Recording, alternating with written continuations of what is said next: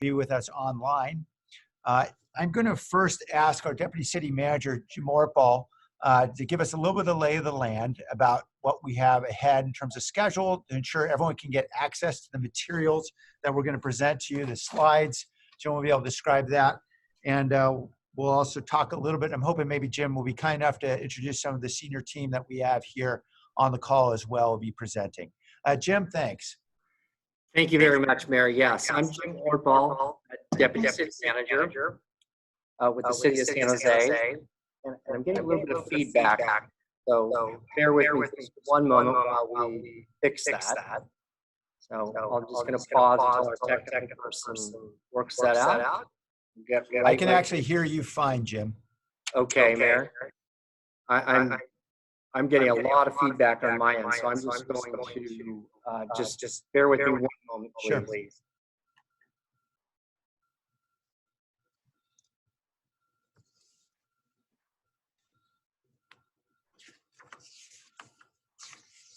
All right. While during this commercial interruption, why don't I just fill in some gaps with a little bit of information for folks who are joining us now. We recognize there's a lot of concern in the surrounding neighborhoods relating to two of the sites that we'll be discussing today for purposes of emergency housing. That is specifically the sites near Monterey Bernal, as well as the Rue Ferrari site, both in District 2. I want to explain, at least from the schedule standpoint, before Jim gets into the agenda, what my expectations are. First, I will be here for 2 hours on this call, and this Zoom call, I should say. We are going to have a presentation from various senior officials at the city who understand various different dynamics of and aspects of this project. Then we're going to go to public comment, and we're going to hear from you, much in the same format that we heard from members of the public during the city council meeting last week. Because I expect there are so many people who would like to speak, I know that there are more than 200 people who are online already. I expect if we're going to be able to hear everybody within a reasonable period of time and be able to wrap this up before midnight, we will probably be limiting public comment to 1 minute each. We'll see how many folks we have at the time public comment is about to start, but I think it's likely we're going to have some limitation. So I'd ask you to think about making your public comments very succinct and focused on the points you think are most important for us to carry back. Now, I will come back on board at 7:50 to provide some response to some of the questions and concerns I have heard. And I'm going to be leaving temporarily at 8 o'clock because I need to join a call with the governor's team and several mayors on several important issues relating to this pandemic. I will do my best to rejoin this Zoom conference after that call, assuming that this is still going on at that time, as may be the case given the intense public interest about this. So certainly I will be on and off, but others on the staff, particularly my own team, will be here. We'll be taking notes, ensuring that we get all of your comments, ensuring that we hear everything you might say that will help us ensure that we can address concerns of the community. And then, of course, there'll be frequently asked questions that have already been drafted that Jim will be referring to, and we'll be updating those as well to refer and respond to those comments that are raised during this discussion. With that, Jim, are you? I think I am. Yes, I'm back now, Mayor, and I'm not getting feedback. So thank you. And I appreciate those kind of setting the table for us. I think those are very important comments. As the Mayor said, I'm Jim Orpal, Deputy City Manager for the city, and I'm also the Emergency Operations Coordinator. In fact, tonight I'm coming to you out of the Emergency Operations Center of the city, where we've been responding to the COVID emergency for some 2 months. The team that you have with you tonight is our Housing Department and our Public Works Department. We have Jackie Morales-Ferrand, our Housing Director. We have Reagan Henninger, our Deputy Housing Director, who leads our homeless response efforts. We have James Stagey, who is a Development and Division Manager in our Housing Department, who is leading the project development at the 2 sites. And we have Matt Kano, who's our Director of Public Works. His team is actually delivering the project specifically. And then Sarah Zarate, who is a Housing Policy Advisor in our City Manager's Office. So various members of the team will be presenting different parts of the presentation tonight. So I'll go ahead and go on. One point before I head on, back up one slide. The presentation, we did post it for Those of you that may want to get at a copy of this, we've posted on the Housing Department's website. You can see the address there, and we'll have more information available at that site afterwards. That's where we will post any additional questions that we need to answer. We've already posted a list of frequently asked questions that we've previously received. So those were posted last night. And this will be the site that you can get more information on these projects as we move forward with the development and operation of them. So then going on to our purpose for tonight, we really have three purposes. You're going to hear from the mayor and city staff about the steps that we're taking to stop the spread of COVID-19, specifically as it's focused on our unsheltered community. We're also going to present information on the 2 emergency interim housing sites that we're developing in South San Jose, at Monterey Road in Burnell, and at Rue Ferrari and 101. And then most of the agenda will be focused on receiving your public comment on these projects. Let me run over the agenda so you can tell what we're going to go over tonight specifically. The mayor will begin with some remarks. I'll turn it back to him in a moment. I'll go over the public health crisis and related emergency actions that have been taken at a variety of levels, state, county, and local. I'll go over our interim emergency housing site selection. The city has been at this for a number of years. We've kind of sharpened that effort since the COVID emergency started, so I'll go over the details of that. The team will then focus on the Monterey and Burnell site, the Rue Ferrari and 101 site. They'll talk about operations, security, and services that will be provided at the sites. We'll come back to the frequently asked questions. I'll turn it back to the mayor for the public comment period. And then we'll close out with future community and service coordination, particularly as it relates to these 2 interim housing sites that we're developing and standing up. So with that, I'll turn it back over to the mayor for his remarks.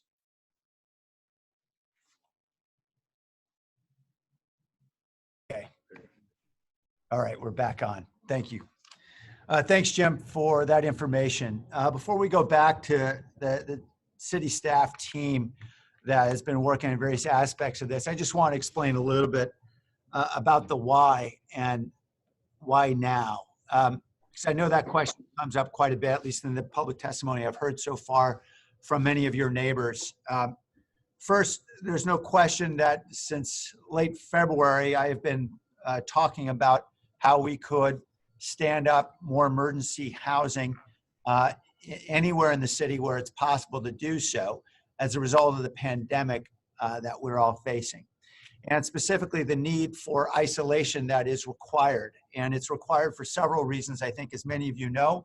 Certainly there are many COVID positive individuals who may be living in overcrowded housing, and they may need options to be able to live somewhere where they are not infecting many other people, particularly in a city like San Jose. With so much overcrowded housing, we often have 3 families living in a house or multiple families in an apartment because of the high cost of housing. And so being able to have options to pull people out if they are sick is critical to stopping the contagion. And then, of course, as you probably have heard, the state ordered that we thin out our existing shelters and do everything feasible to pull people out of encampments where they are also likely to be highly vulnerable to contagion. And we've read about many of those accounts, for example, in San Francisco, where we had just widespread contagion among homeless populations that were crowded within a shelter. And so, again, the need is to find isolation, find those rooms, those beds where people can be and still be safe. And so in that effort, the county and the city have worked together to identify more than 1,200 spaces for people to be able to sleep and stay. And a majority of those folks are houseless individuals. They are homeless in our community. And we are rapidly filling up all those spaces. I said more than 1,200. I think the number is 1,245. Those include motel rooms. They include spaces that we're opening down the convention center, which has been closed, and other sites. But what we know is that's not nearly enough. If you just looked at our homeless population alone in this city, it would be more than 6,000 individuals. So obviously it's not going to be enough. That's concern number one, which is we've got a crisis now. We don't have enough housing in isolated places for people to be able to sleep. We know that this pandemic will continue in some form. There will be some kind of stay-home order that will continue. We've just heard from the county today, indicate they are going to extend their stay-home order, and we'd expect that it will be extended several times more. We hope, if all the indicators are positive and we get testing and contact tracing to ramp up rapidly, then we'll see a dramatic, well, not dramatic, it'll probably be more likely a scaled, more gradual restarting of the economy so folks can get back to work.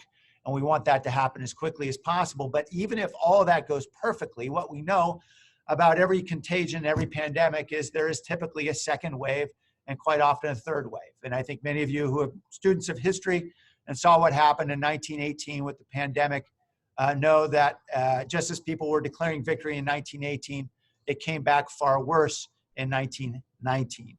And we need to be prepared for that. So the idea of building infrastructure that can prepare for that is critical for us.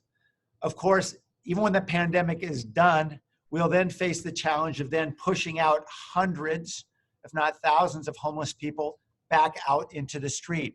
So having places where those homeless individuals can live on an emergency basis or a transitional basis will be critical for us.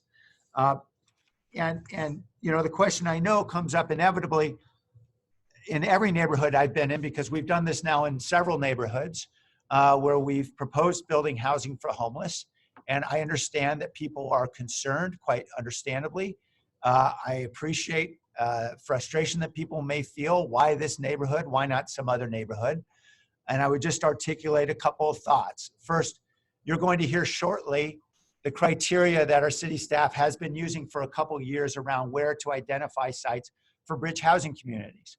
And it turns out it's not so simple. We try to use very basic, straightforward criteria relating to whether or not we can get access to the site, how proximate that site may be to sensitive receptors, how safe the site might be, how accessible it is for basic utilities like water, electricity, et cetera. All the basic needs you need to have in place to ensure you've got a site where people can habitably exist. We are going to describe that process for you. This is one of several sites that obviously rose to the top of the list. That is at Monterey Burnell, also Rue Ferrari as well.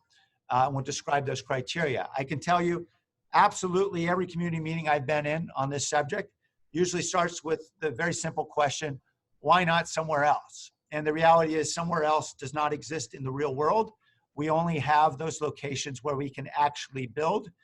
There is always an imaginary somewhere else that someone believes is better, except we often don't have control of the site. The site may be incredibly cost prohibitive.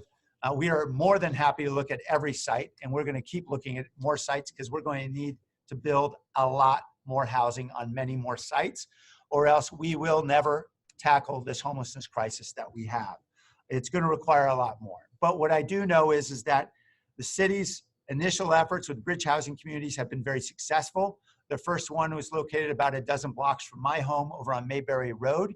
According to the council member for that district, actually both the council members, because it's near two districts, Councilmember Perales and Councilmember Dieppe, both have attested to the fact that there have been no problems that have come up at that bridge housing community on Mayberry Road. No complaints coming from nearby residents. The development is well managed by Abode, which is a very competent nonprofit, and we are deeply engaged in that contracting and management process. I will say, in addition to that particular development, the bridge housing development, I also have several supportive housing sites for homeless individuals. I'd say probably 4 or 5 of them within 20 blocks of my home, in addition to several shelters.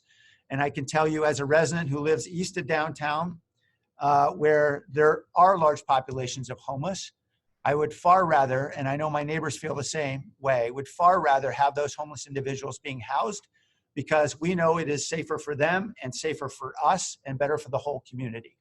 The notion that somehow or another somebody else somewhere else will house the homeless is one that is not one that's consistent with the reality that we all face, because homeless are in all of our neighborhoods throughout the city. And in District 2, there are hundreds of homeless individuals living. The problem is they're living on the street. And that's why it is not safe for them to be there. And it's not safe for others for us to have human beings living in desperation on the street.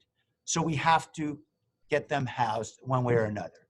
And a final question I know that comes up quite a bit is a certain sense that wherever it is we're choosing, that somehow or another that particular district, that particular neighborhood has borne more than its share. And I can assure you, we've looked very carefully at the data within Council District 2. We have identified the number of beds and rooms that are available for people of extremely low income. That's how we define homeless and formerly homeless housing, extremely low income. There are nearly 2,500 such bedrooms or apartments available citywide. 2,500 of those, 75 exist in District 2.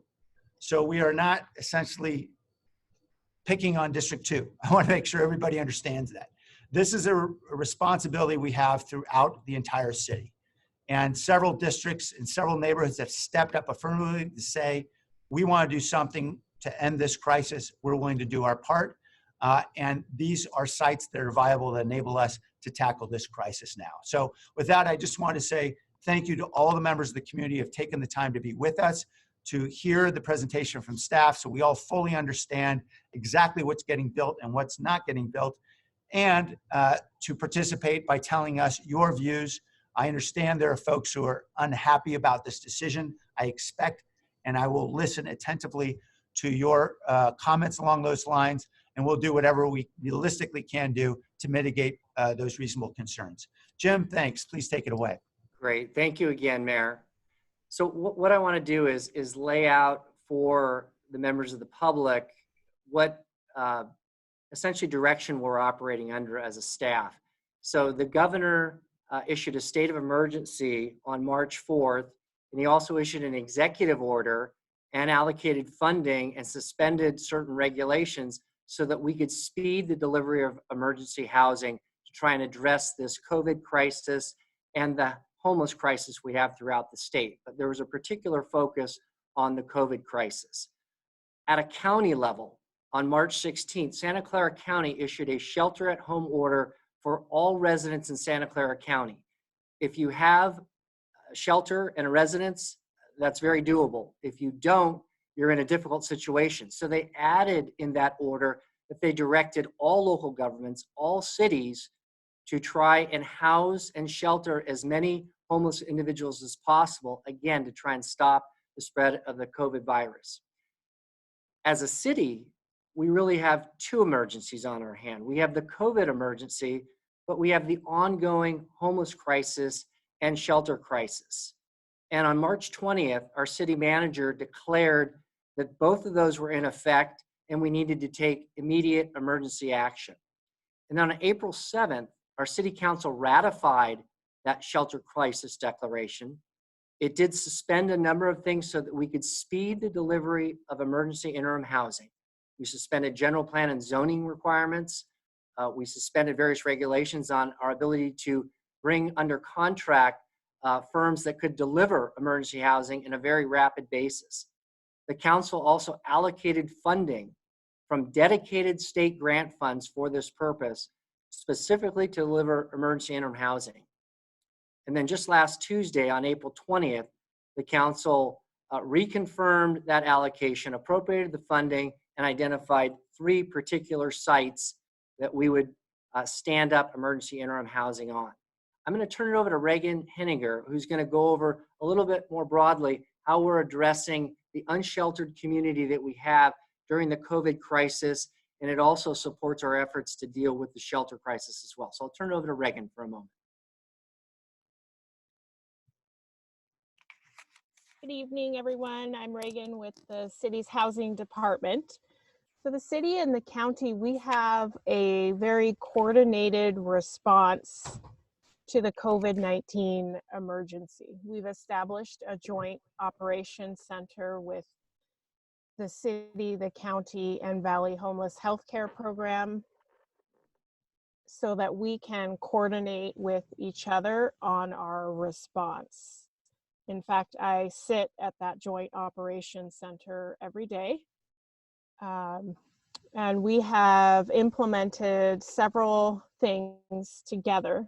The first of which is addressing the needs of people living in encampments. We have supplied hand washing stations and porta potties to some of our larger encampments, along with regular trash pickup and trash service. We're supplying personal protective equipment to people living outdoors and information on COVID and what signs and symptoms to look for. We're also having medical doctors visit encampments. Second, we've expanded temporary housing and shelter capacity, as the mayor and Jim mentioned earlier, largely through hotel motel master leasing. As you can see, we've secured just over 450 hotel motel rooms all across the county. We have a 250 bed field respite center. Those are for COVID-19 patients. And we've also expanded our congregate shelter capacity with shelters at city-owned facilities and the county fairgrounds. We have expanded hours at our year-round shelters, as well as some of our overnight warming locations and safe parking. And this allows our shelter guests to comply with shelter-in-place orders. And then finally, we have used some of our existing capacity at existing facilities, our current Bridge Housing Community Plaza Hotel, which is a city-owned hotel that's used for interim housing, and another hotel. We have been able to use vacancies there to place vulnerable individuals.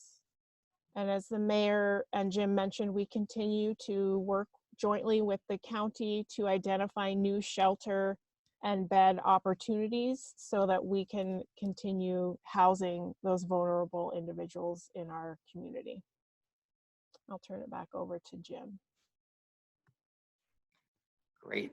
Thank you very much, Reagan. So what I'm going to move into is really talking about kind of emergency interim housing in terms of the bridge housing sites and these types of facilities that are really non-congregate shelter, where it's not mass shelter orientation, where there is an ability to quarantine or isolate individuals, that there is more privacy, and it could be more effectively used during a pandemic type environment that we have going during the COVID crisis.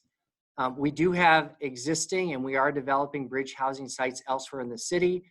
The city opened its first bridge housing community off of Mayberry Road in District 3. It's currently operational. The mayor mentioned that. I think Councilor Perales in District 3 has been closely involved in ensuring the effective operations of that community. So we're successfully operating that location. We are also under development with a new site at Felipe near 101 and 280. It is being developed by the same operator that developed the first site, Habitat for Humanity. So those are two existing sites in the city. They were selected as part of that process that the mayor talked about. Back in 2017 and 2018, the city identified a list of about 100 different sites across the city, city-owned sites, privately owned sites, other public agency sites, a variety of different sites that could potentially be used for interim housing, for bridge housing. The mayor talked about the various criteria that we used, the ability for the city to control it. It's the right size. It's developable from a utility standpoint. It has access, and all the different things that are needed to really create an effective development and an effective community. In all of the work we did to those 100 sites, only a limited number were determined to be feasible. A short number on the list were really identified that we could move forward with. During the COVID crisis, we've added some additional criteria because our goal is to stand up the housing during this emergency. We want to make available more interim shelter capacity to protect the community as a whole and to provide shelter for individuals who today are currently not in shelters and are living on the streets as well. So the major considerations that we added was the speed of site control. And really that came down to a couple of opportunities. Does the city own it? Or really, do we have a public agency who's ready to work with us in close partnership to bring it under city control in very short order? The second one is the size of the parcel good enough to be able to get enough units on the site? Do we have accessibility to it in terms of the ability to develop the site? Does it have proximity to utilities? Looking at power, sewer, and those types of things, being able to effectively have the new units hook up to our permanent utility system and be able to be properly serviced. So that was a critical aspect of our considerations that we had during this crisis.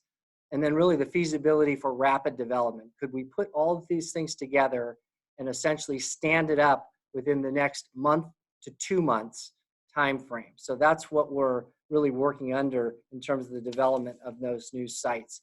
On the next slide that you'll see, sorry, there we go. On this next slide, this is a slide that we presented to the City Council on April 7th and then again on April 20th. It identifies a total of 11 sites, or 10 sites total actually, that we thought had the potential for rapid development of emergency interim housing. We started with the top 4 on April 7th and rapidly went through a process of evaluating our ability to stand up the housing in literally within a month to 2 months. The first site, Story Road at Knox, is on dedicated parkland. So in the end, that was not a feasible opportunity.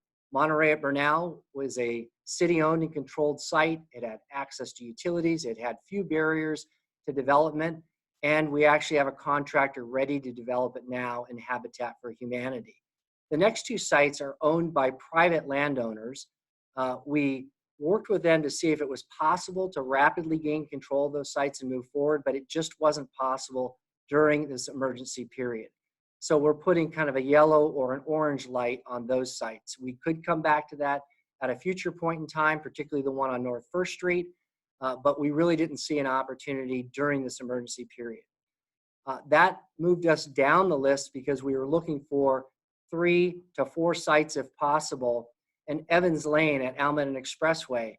Long-term, that's going to be a future permanent affordable housing site, but we see an opportunity in the short term to stand up emergency interim housing and ultimately transition people from that site into the permanent affordable family housing that we're looking to develop there. So that moved into the green light phase where we believe we can stand that up in an emergency period. The Story Road sites are at a location that's a former landfill, and the environmental constraints around developing, although it's capped, and it was many years ago, that was determined not to be feasible in the short term. Monterey at Burnett, at the very southern end of our city, next to Morgan Hill, does not have access to utilities. So it would be an expensive effort to bring emergency interim housing into that location. So we determined that was not an appropriate site. Los Esteros at Grand Boulevard has major power poles that are running through the site and really didn't make it feasible to develop much on that site. And it's also in a protected flood zone and wildlife zone as well. And Yerba Buena Road at Chisholm had such grades and a hilly topography that we were not able to advance that one either. So we looked at our public agency sites, and the Rue Ferrari 101 site has always been a site that really had good size, good access to utilities. It's level. The ability to develop the site rapidly is there. And we brought that site into this grouping. So at this point in time, we brought to the council 3 locations to rapidly develop this emergency interim housing and put that forward. And those are the sites that we got directed to move forward. This last slide here will just kind of summarize why are we moving forward with these 3 sites. We believe each of them provides us the most rapid path to stand up housing during this emergency. They have few to no barriers to be able to develop it from a physical construction and a utility standpoint. Monterey at Burnell, we do have a contractor that is prepared and ready and under contract to move forward on that now in Habitat for Humanity. On the Evans Lane site, we see an opportunity ultimately to move families that might be there on an interim basis into permanent housing over the long term. That site is slated over the long term for permanent affordable housing. And then the Rue Ferrari site, Caltrans is working with us very closely to go into partnership and enable us to develop that site. So it is a good opportunity for us to move in a really an expedited way. It has the potential for phase development as well, if that's what we might need to do. So that is something that we'll evaluate in this process. But those are the 3 sites that we're moving on. I'm going to turn it over to James Stagey, Division and Development Manager in our Housing Department, who is leading the project development. He's going to talk about the 2 sites. So I'll turn it over to James. Thank you, Jim, and good evening, everybody. My name is James Stagey. I'm with the city's housing department. This is an aerial of the first site, which Jim has mentioned already, the Burnell and Monterey site, which is just north of Highway 85. Let's go ahead and look at the next slide. This slide provides an overview of the Burnell project. The design, in designing these new interim housing projects, city staff pulled from significant community input that we received from previous outreach on the other bridge housing sites that Jim has already mentioned. In addition to that, we've pulled from lessons learned in operating the first Mayberry site that we've been operating now for close to 4 months. The general designs for the work ensure that the projects are reasonably sized communities and provide adequate housing, while also maintaining an appropriate physical distancing within the units and the site. We wanted to ensure that the site is fully functional and easy to manage for the operators to successfully provide all of the necessary services to allow these residents to be able to move on to permanent housing. And finally, to ensure that the sites are safe and secure, not only to benefit the residents, but also the staff and the surrounding community. Unlike the previous 2 bridge housing sites, which were made up of tiny homes or sleeping cabins, the intent for these 2 sites are to use modular constructed units on site. Each of the units will have their own entrances. They'll have their own restrooms and showers. The Burnell site will host approximately 80 individuals. The Burnell site will have 24/7 on-site security, on-site parking, and will be ADA compliant. So individuals with accessibility needs will have access to all of the amenities and the site. The site facilities are shared facilities, but there is ample room for social distancing. The facilities include kitchen, community kitchen, laundry areas, computer labs, and other amenities that will assist the residents in stable living environments and assist them in finding permanent housing. Other site-specific development considerations for Burnell in particular. Burnell, as many individuals on this call know, has a lot of trees, a lot of native oak trees. In developing these plans, we were extremely careful to try to minimize tree removal as much as possible and ensure that we're following the city's tree preservation policies. In addition to that, city staff is evaluating improvements, basic traffic improvements that will enable this community to best integrate in a safe way. Let's go ahead and go to the next slide. The second site, which is the Rue Ferrari site, is actually located on Rue Ferrari, just adjacent to Silicon Valley Boulevard. While we don't have project designs for this site yet, we do know that we will be hosting approximately 120 individuals at this site. The site will have the same amenities as the Bernal site, which will include community kitchens, community laundry, parking, fully secured, and we'll have a professional operator that'll operate 24/7. Security will be 24/7. And we anticipate going out with an RFP on this shortly. So I'm going to go ahead and turn it over to the Director of Public Works, Matt Kano, and he's going to fill you in a little bit on the timeline for this. Thanks, James.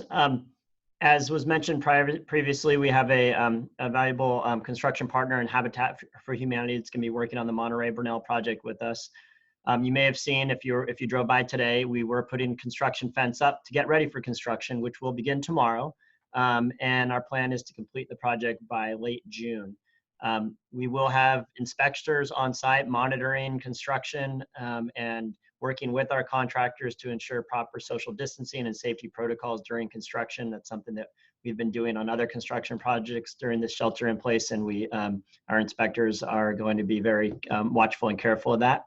On the Rue Ferrari site, we're about 3 to 4 weeks behind regarding a schedule on Rue Ferrari, so we'll be starting construction on that in 3 to 4 weeks towards the end of May, and finishing that project and opening up in late July. And with that, I'll turn it back over to Jim Ortbaugh. Actually, to Reagan. So Reagan's going to talk about site operations and services. Great, thanks, Matt. So the purpose of, as has been stated a couple times during this presentation, but really the purpose of this emergency interim housing is to respond to this dual crises of this emergency COVID-19 related response and the city's shelter crisis declaration. So I'm going to go over two things: the site operations, and then second, the services that we are planning for at the site. So the site operations is really comprised of three primary things: security, on-site professional staff to operate the program, and then what are the rules and requirements and expectations of our program participants. So as was mentioned earlier by James, the site will have 24/7 on-site security. This is a secure gated community, so visitors and as well as our program participants are required to check in when they enter the site. Second, the on-site program staff, we will be releasing a request for proposals for a professional management nonprofit. And we are looking for an experienced operator that has an ability to, first and foremost, they have proven experience and success with working with the homeless population and providing that coordinated care for people. But secondly, they have to be experienced property managers. So they will be expected to provide property management services such as maintenance, repairs, and managing that on-site security. And the operator is also going to be expected to implement a good neighbor plan. And specifically, the operator should be able to attend neighborhood meetings. They should ensure that their management staff are available to respond to neighborhood concerns 7 days a week. And they should also actively discourage loitering by participants in the immediate area. So these are some of the things that are included in a good neighbor plan that we would expect of a professional operator.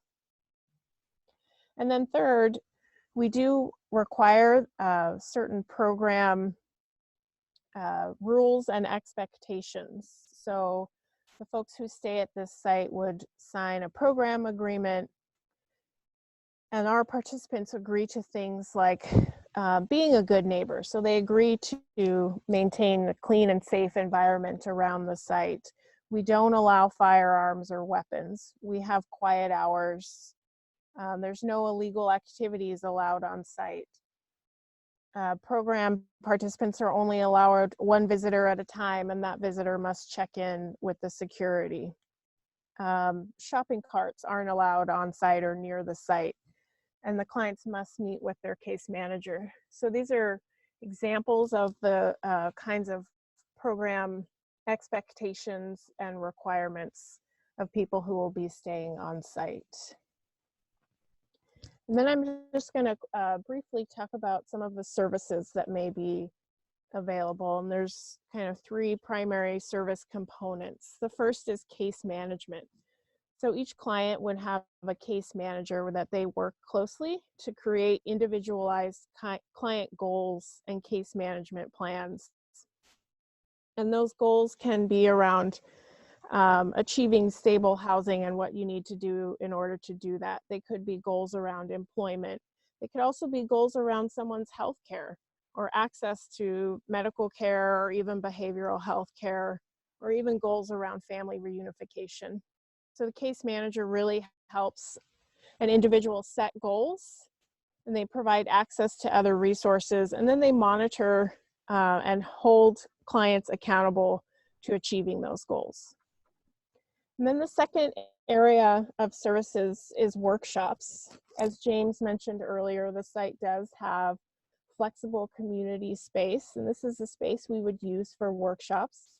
Some of the workshops we might have could be resume building or resume writing, job interview techniques, workshops on credit repair, or even workshops on cooking or nutrition. And then finally, we would have connections to other resources.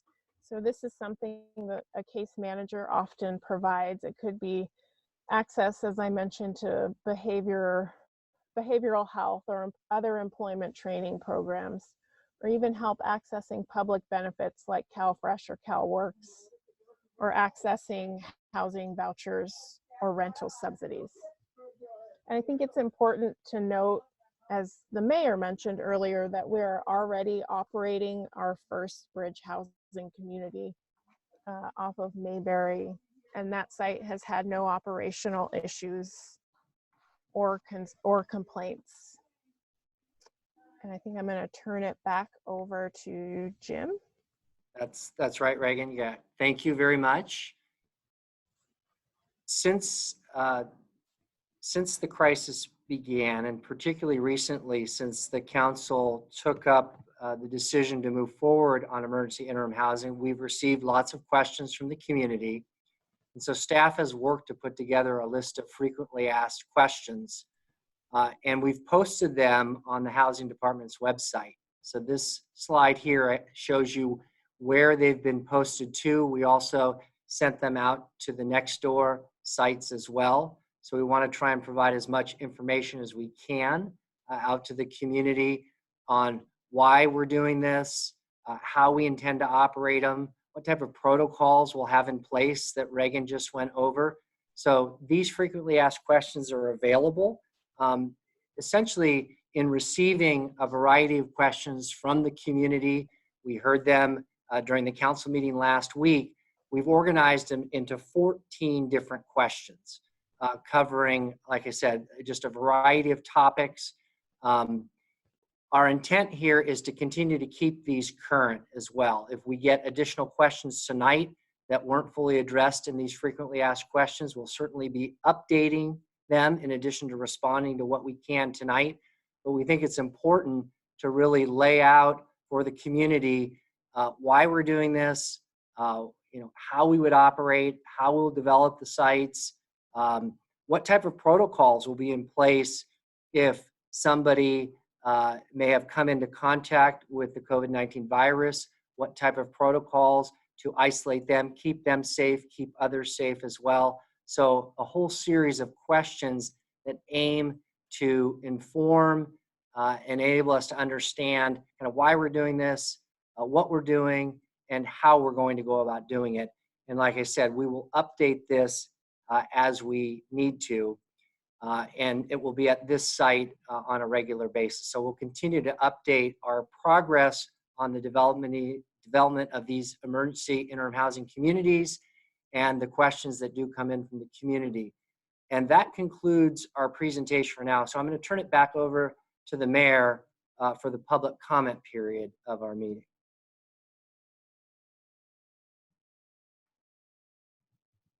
Thank you, Jim. And thank you all for your attention. So we're going to call the names of individuals who have raised their hand online and ask you please to unmute your device so that you can speak as soon as your name is called. I apologize in advance for the 1 minute limitation, but I think many of you can see we have more than 300 attendees. And if everyone spoke just with 1 minute, that would be more than 5 hours. So we want to make sure we can actually digest your input. And so I just ask you to be succinct as possible. As I say, I'm going to interrupt at 7:50 with some responses, and then I'll be away at 8 o'clock, but we'll continue to monitor responses and be here to take your input, and I'll try to be back later in the evening. So thank you all for your patience. Jennifer Turner, you have your hand up. Welcome. Hi, I just wanted to be a voice to support what you guys are doing. I really appreciate that we're finally making some progress in housing our neighbors who already live in our neighborhoods. I'm a Los Paseos homeowner, and I just want to thank you for moving forward. And I'd like to know what we can do as a community to help support this. That's all. Thank you, Jennifer. Jackie Hefner, I believe you're next. Welcome, Jackie. Hi, and I too am a homeowner in South San Jose, and I want to thank you for doing this. It's critical that we house our unhoused people, and especially during this pandemic, it makes it safer for all of us as a community.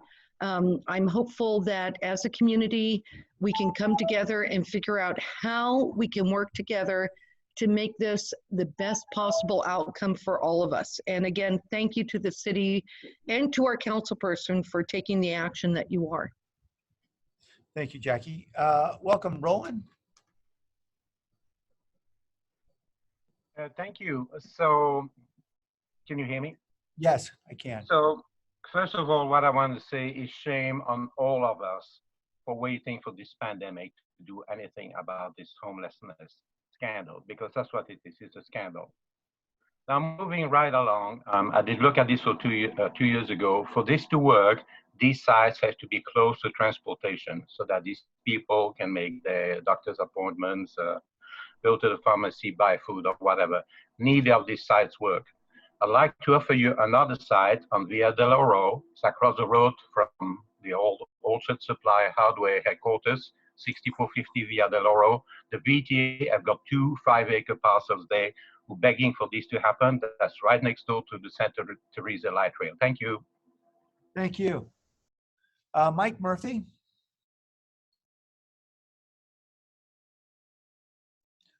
Mike, it looks like your device is still on mute. Mike, you'll need to take that device off mute for us to hear you.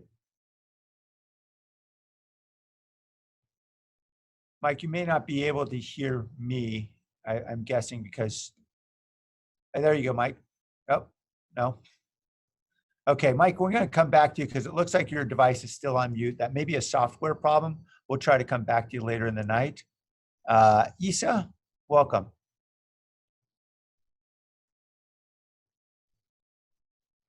Welcome, Isa. I believe your device is still on mute. You'll need to unmute your device. Yes, I'd like to say I like responsible housing for the homeless. In the question and answer that I think it was Jim that just went through, I was sitting through the meeting last Tuesday, and it was very clear that staff wanted flexibility, especially Mayor, when you mentioned, can we put restrictions on who stays there? The question and answer item 11 says nobody with a virus will be housed there.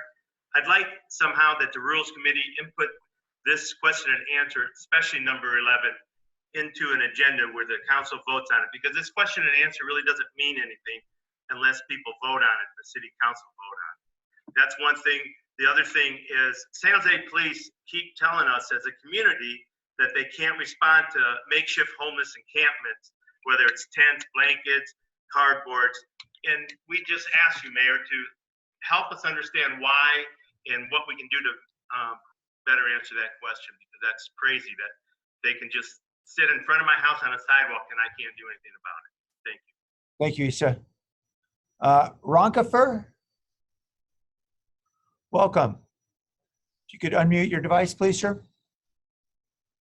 Ron Keffer, please forgive me. It's Ron Keffer. Sorry, the letters all ran together. If you could please unmute your device, sir. All right, Ron, your device appears still to be muted.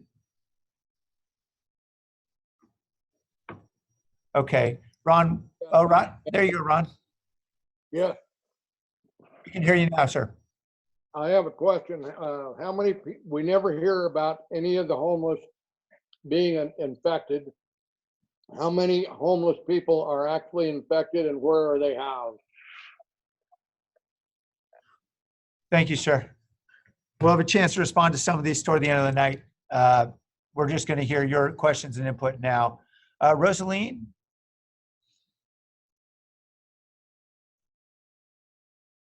Hi, can you hear me? Yes, thank you. Welcome. Hi, I was just wondering if the city did consider that the land over at Burnell and Monterey is very close to a bar. It's right across the railway track. Have they considered safety for motorists that drive at high speeds trying to get on and off that ramp, for people that are going to run in front of cars late at night? It already happens right now without the homeless. I can't even imagine how much worse it's going to get. What about the security after the 1 year?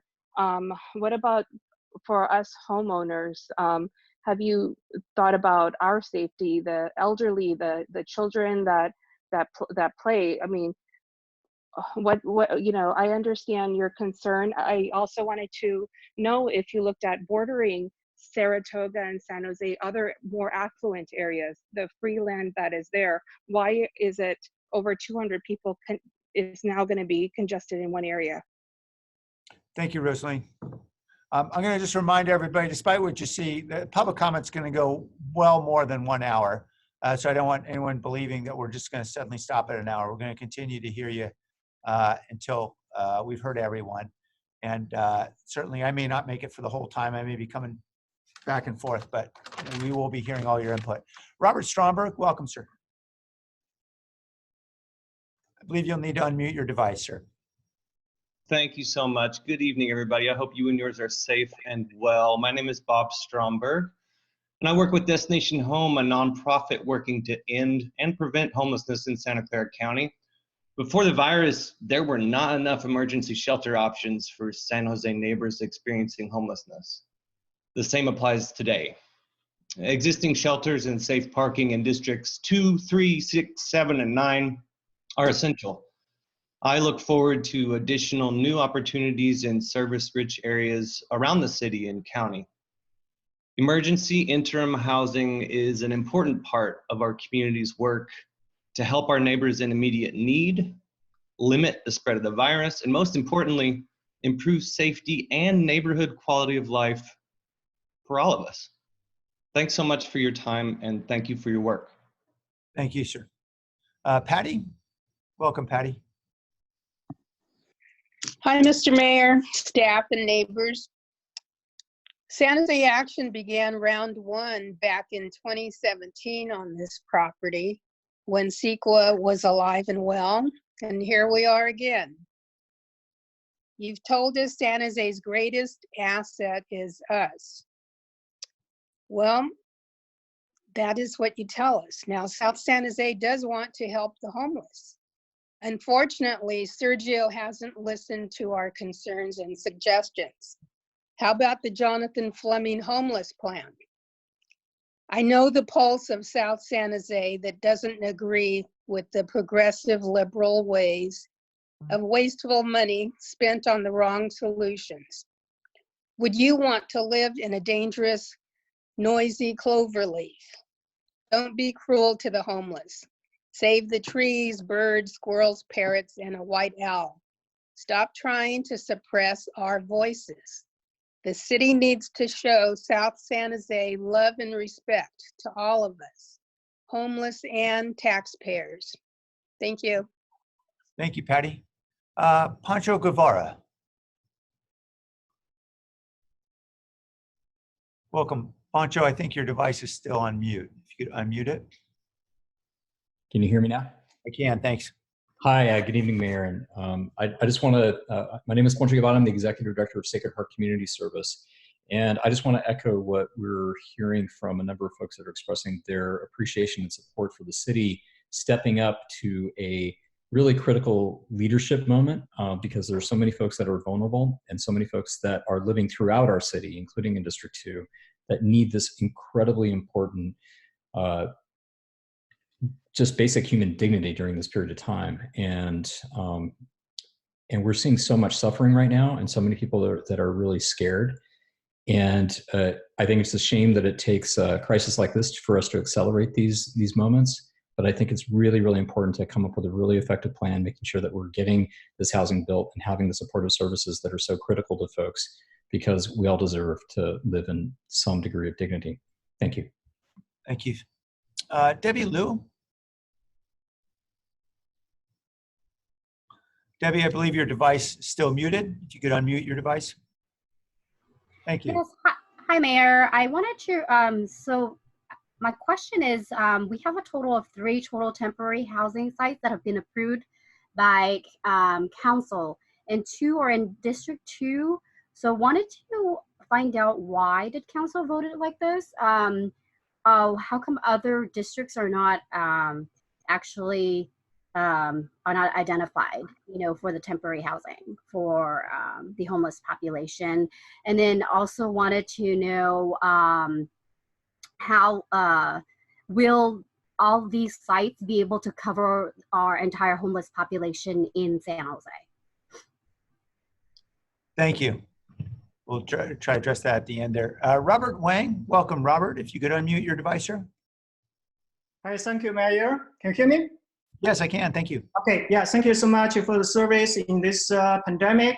I'm a resident of District 2, and my comments are that, it's undebatable that we all have our community obligations to protect our community and the most vulnerable members. But apparently, our vulnerable homeless community members need immediate help in this pandemic. However, as a plan, even the Mentoring and Burner project won't be completed until the end of June. The city really should have exhausted other possible solutions. The mayor side, moteling homes have been considered, but we didn't try that. That at least will resolve part of the problem. And also, I'm worried, right? In our democracy, governments are granting emergency powers so that we can handle crises that looks like it's being abused. That's my concern. Thank you. Thank you, Robert. Kim Hayes, welcome, Kim. I'm a homeowner in D2, and while I'm not thrilled with having these 2 sanctioned encampments, I know that's not the right word, in our backyard, I realize that these are humans. And I don't think we can lump all homeless people together. I'm supportive of helping people who were maybe displaced, any of us who could be one check away, those kind of people who want to re-enter society and contribute to society, older people, families, people who want to get back on their feet. My concerns are with those people who are very visible already in our community and who are committing property crimes in our neighborhoods as well as nearby shopping centers, and who are not interested in changing their lifestyle. I'd like to know more about how people will be selected to be homed in these sites. I thought I heard something about transition plans. I'm wondering about what percentage of people really successfully complete a plan, or if that's just a form that everyone fills out to be moved in. I'm interested in understanding what the city will do long-term to ensure these sites remain secure and well-maintained. How is the city going to enforce these good neighbor plans that we expect from the vendors? Also, finally, I want to say, I know the city acted quickly, and I'm very appreciative of this call today. However, it would seem that there were many weeks where opening these sites was being discussed, yet our council member did not inform us And so we were all caught unawares a day before, maybe two, before the vote occurred. I also felt like many people joined the call and voiced concerns, rightfully so. We were caught off guard, and that those concerns were dismissed in a few words just prior to the vote by many on the call saying, you know, oh, well, that's just fear talking. These people are just fearful. And I just felt like that was very disrespectful. I'm hoping in the future to have better transparency and more respect for the concerns of San Jose residents. Thank you, Kim. And yeah, thank you. Thank you. Wendy Ho, could you please unmute your device?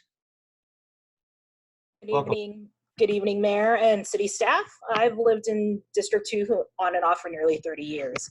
I work for a local nonprofit and have seen firsthand the devastating impact COVID-19 has had on our community. Within 3 days of launching a financial assistance program for low-income residents impacted by COVID-19, Sacred Heart Community Service reached the maximum capacity of households they will be able to serve with the initial $11 million in contributions. 10,000 more individuals are on the waiting list and are at risk of becoming homeless. Couple that with the nearly 10,000 homeless individuals in Santa Clara County on any given night. There are simply not enough emergency beds to support this vulnerable population. Currently, even with expanded shelter capacity, we only have about 1/10 of the beds needed to shelter the homeless population. The proposed bridge housing community in District 2 will expand much needed capacity and help curb an even bigger public health crisis if the COVID-19 outbreak is not contained among the homeless population. Other council districts are doing their part to house the homeless. District 2 needs to step it up and do its part too. Thank you. Ricardo Cervantes, welcome, sir. If you could unmute your device. Your device is still muted, Mr. Cervantes. If you could unmute it, please. Mr. Cervantes, you'll need to turn your device mute off so you can be heard. Okay, we're going to try to come back to you. There may be a software problem, so we're going to come back to you. If you keep your hand raised, we'll come back to you, Mr. Cervantes. We'll go to RM Bavara, and we'll try to come back to Ricardo when he's able to unmute his device. If you could, Arun, if you could unmute your device, please. Hey, Mayor, can you hear me? Yes, thank you.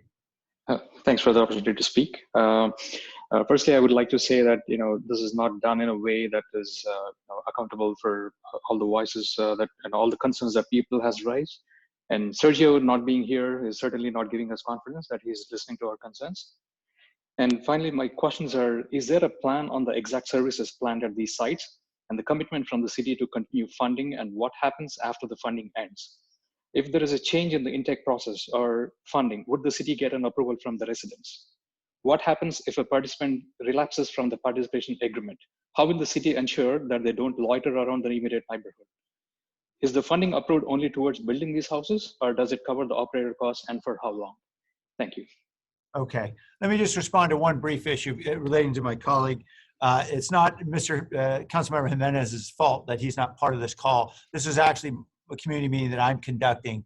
And so he actually wanted to be a part of this. It's a long story, but he is not part of this, not by his choice. It's simply an arrangement we had that I would be commencing this community meeting.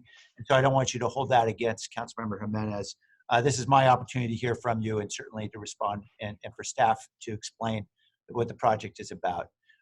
Steve, oh, I'm sorry, Ricardo, let's go ahead with Steve first. Yes, good evening, Mayor. I would like to understand, I heard where they spoke about the security for the facilities, but I'm more interested in the security around the surrounding neighborhoods. I live in the Basking Ridge area, and we currently have a lot of issues with people going down along the trails and there's been fires set and all sorts of things that have happened along these trails. I'd like to see a lot of security up there, as in cameras along the trails around this immediate area, to hopefully deter a lot of that behavior. Thank you, Steve.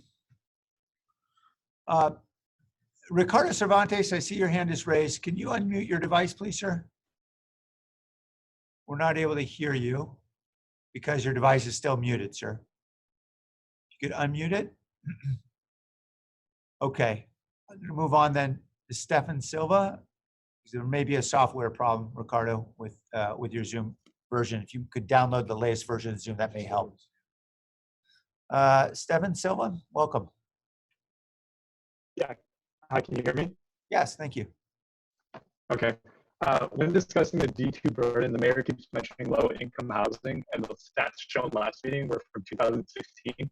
Were the numbers mentioned today by the mayor from 2016? If so, shouldn't they be updated and accurately reflect current housing development numbers and take into consideration these projects already under development, those projects already under development? Are we being intentionally misleading, or do you think it doesn't really matter? Also, how does low-income housing compare? How is low-income housing comparable to bridge housing? Shouldn't we invest in low-income housing instead in D2 if we are behind? District 2 should not have to unproportionately shoulder the responsibility of managing the housing solution for the homeless population. We are pressing on the city that District 2 should not see any further developments of these 2 shelters until all of the districts in San Jose have an equal share of the homeless population. Also, how is the county taking responsibility for housing the homeless? The abandoned prison, which could have a capacity of up to 500, was raised as a possibility last meeting and instead would be looked into. Has that been done? Thank you, sir. April Sheffield.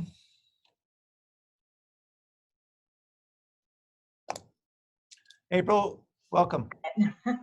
I manage the Santa Teresa Village Shopping Center off of Bernal Road in Santa Teresa Village. I represent 40+ business owners at the shopping center.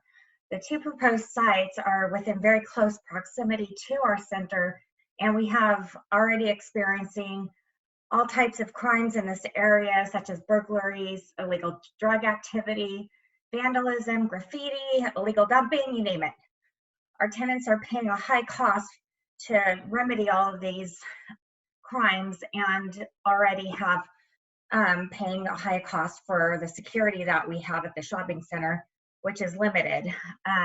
So we understand the restrictions that you guys are facing, with finding these sites to place the unsheltered. However, we are opposed to these sites due to what we've already been facing as a shopping center property management company. Thank you, April. I'll definitely return to that issue. 750. Suzanne Johnson, if you could unmute your device, please. Yeah, hi, my name is Suzanne Johnson, and I just kind of feel that no matter what we say, you're already on a fast track to make this happen. You're going through it no matter what. The people do not have a voice, I feel, and I thought this was a democracy.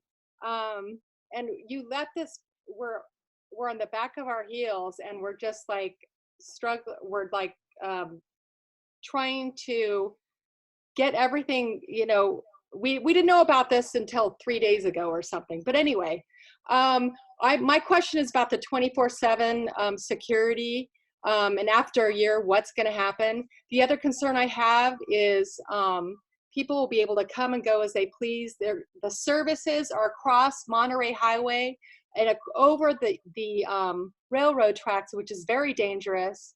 And I want to know what you're going to do about that. I'm against this 100%. Thanks.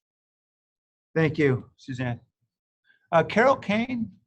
Carol, if you could unmute your device, Carol, welcome. Carol Cohen. I'm sorry, Carol. Forgive me. That's okay. Good evening, Mayor. I'm Carol Cohen. I'm both pastor at Gateway City Church and executive director of Gateway Community Outreach, and we're located between Eden Park and Rue Ferrari. Between these 2 organizations, we host hundreds of children on site 7 days a week. I manage an on-site indoor and outdoor play space for preschool children and a community pavilion serving about 10,000 families each year. I'm passionate about supporting the homeless, and I personally lead efforts that provide them with food, clothing, blankets, hygiene kits, haircuts, anything that conveys human kindness. But we all know that many of our homeless friends have complex issues, including mental health and drug addiction. Physical safety and sexual abuse are known concerns within the encampments.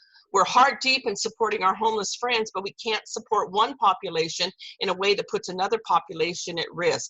This is the first opportunity we've had to give input, as we didn't receive notice of public notification or an engagement process. The Rue Ferrari Bernal site is the wrong site. It's too close to a community pavilion and a play space for thousands of children. If tiny homes are at this site, the homeless will travel east right into the path of these children because the freeway is west of the site. We feel compelled to protect the children. Thank you, Reverend Collin, and forgive me, I know we've met before, so my apologies for mispronouncing your name. Thank you for your work. Dave, welcome. I believe your device is still on mute. There you go. Welcome. Okay, thank you. My concern is just the site plan. We haven't really had a chance to look at it in detail. And I see that there are many very old native oak trees that grow very slowly that are slated to be removed. Many of these, they range from probably about 75 to 300 years old. So I believe that we can put in the same number of housing units and still preserve about a half dozen of the particularly most important trees. I would urge you to not cut the trees down tomorrow, to just give us a couple of days to tweak the plan a little bit to save some really important trees. The homeless deserve to have some shade and the mental health benefits of having a little bit of nature there. So I just would hope you just give us a couple of days. Thank you. Thank you. Welcome, Vidya Murthy.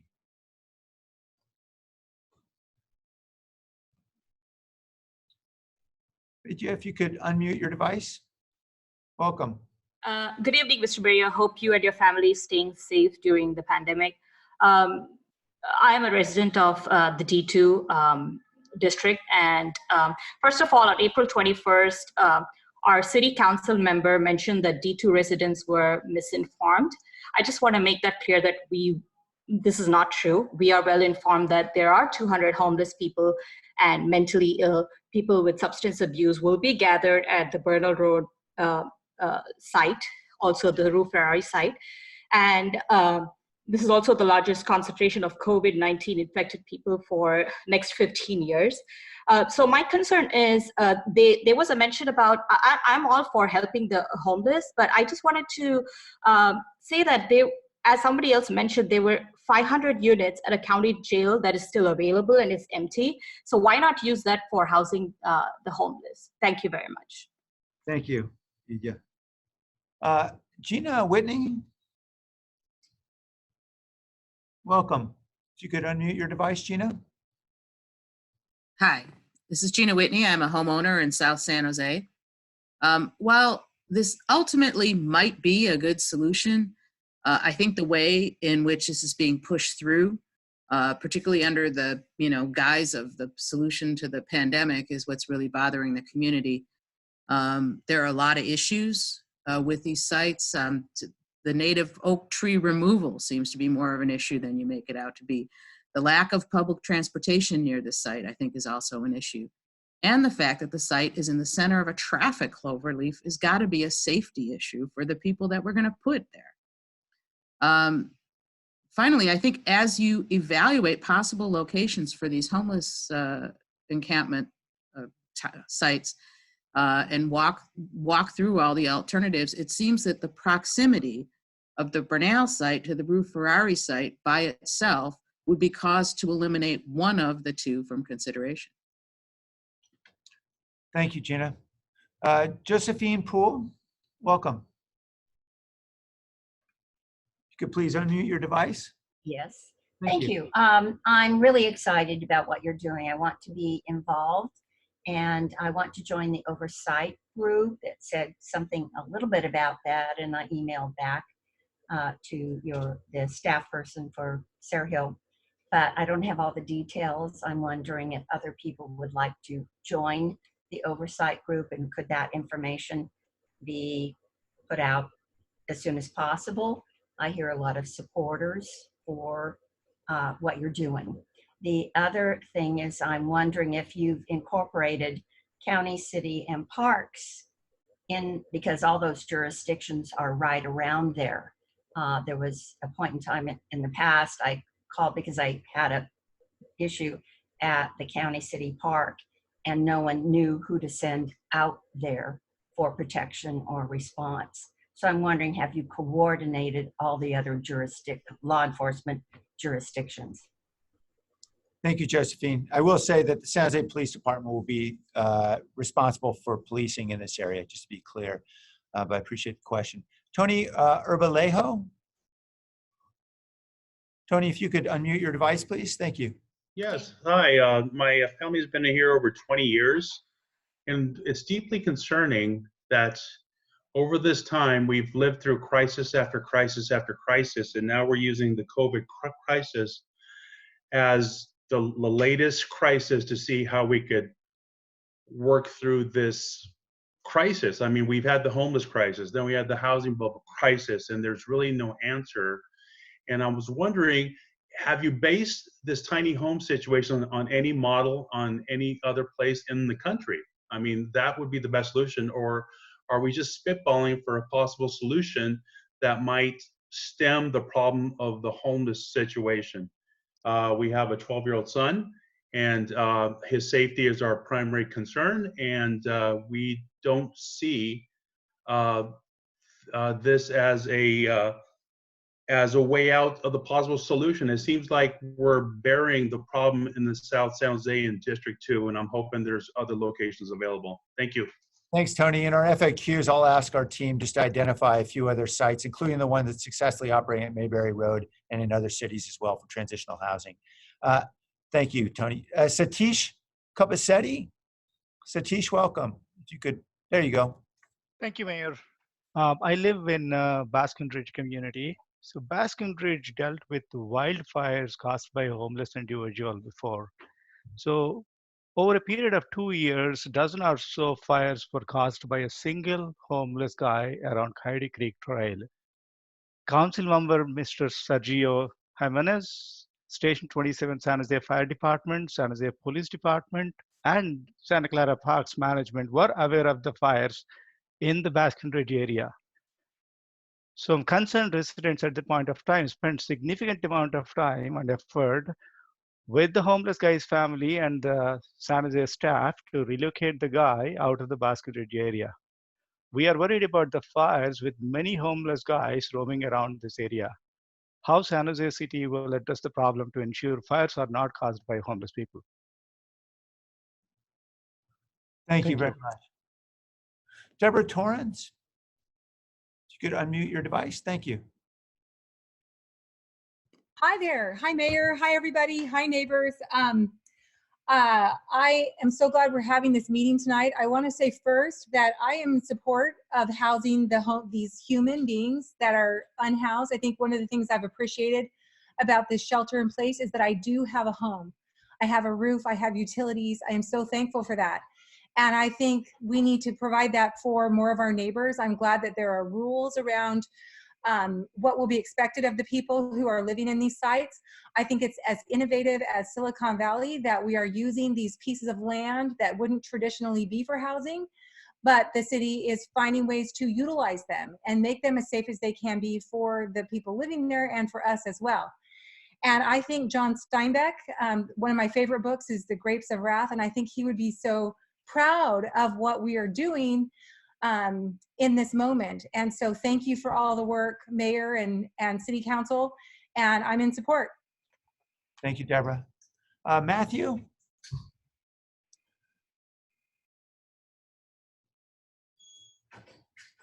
Matthew, could you unmute your device, sir? There you go. I think I'm good. This is Matthew Reed. I'm from Silicon Valley at Home. We are a housing advocacy organization. But I'm pleased to be here and be listening to this discussion. This is a tremendously difficult time. We're seeing all over the county a sense of interdependence. Sometimes that's comfortable, sometimes it isn't, but we live together and we're going to get through this together. We're strongly supportive of this action. I haven't had a chance to comment in public, but the city has done an incredible job of putting a laser focus on people living unhoused in the city.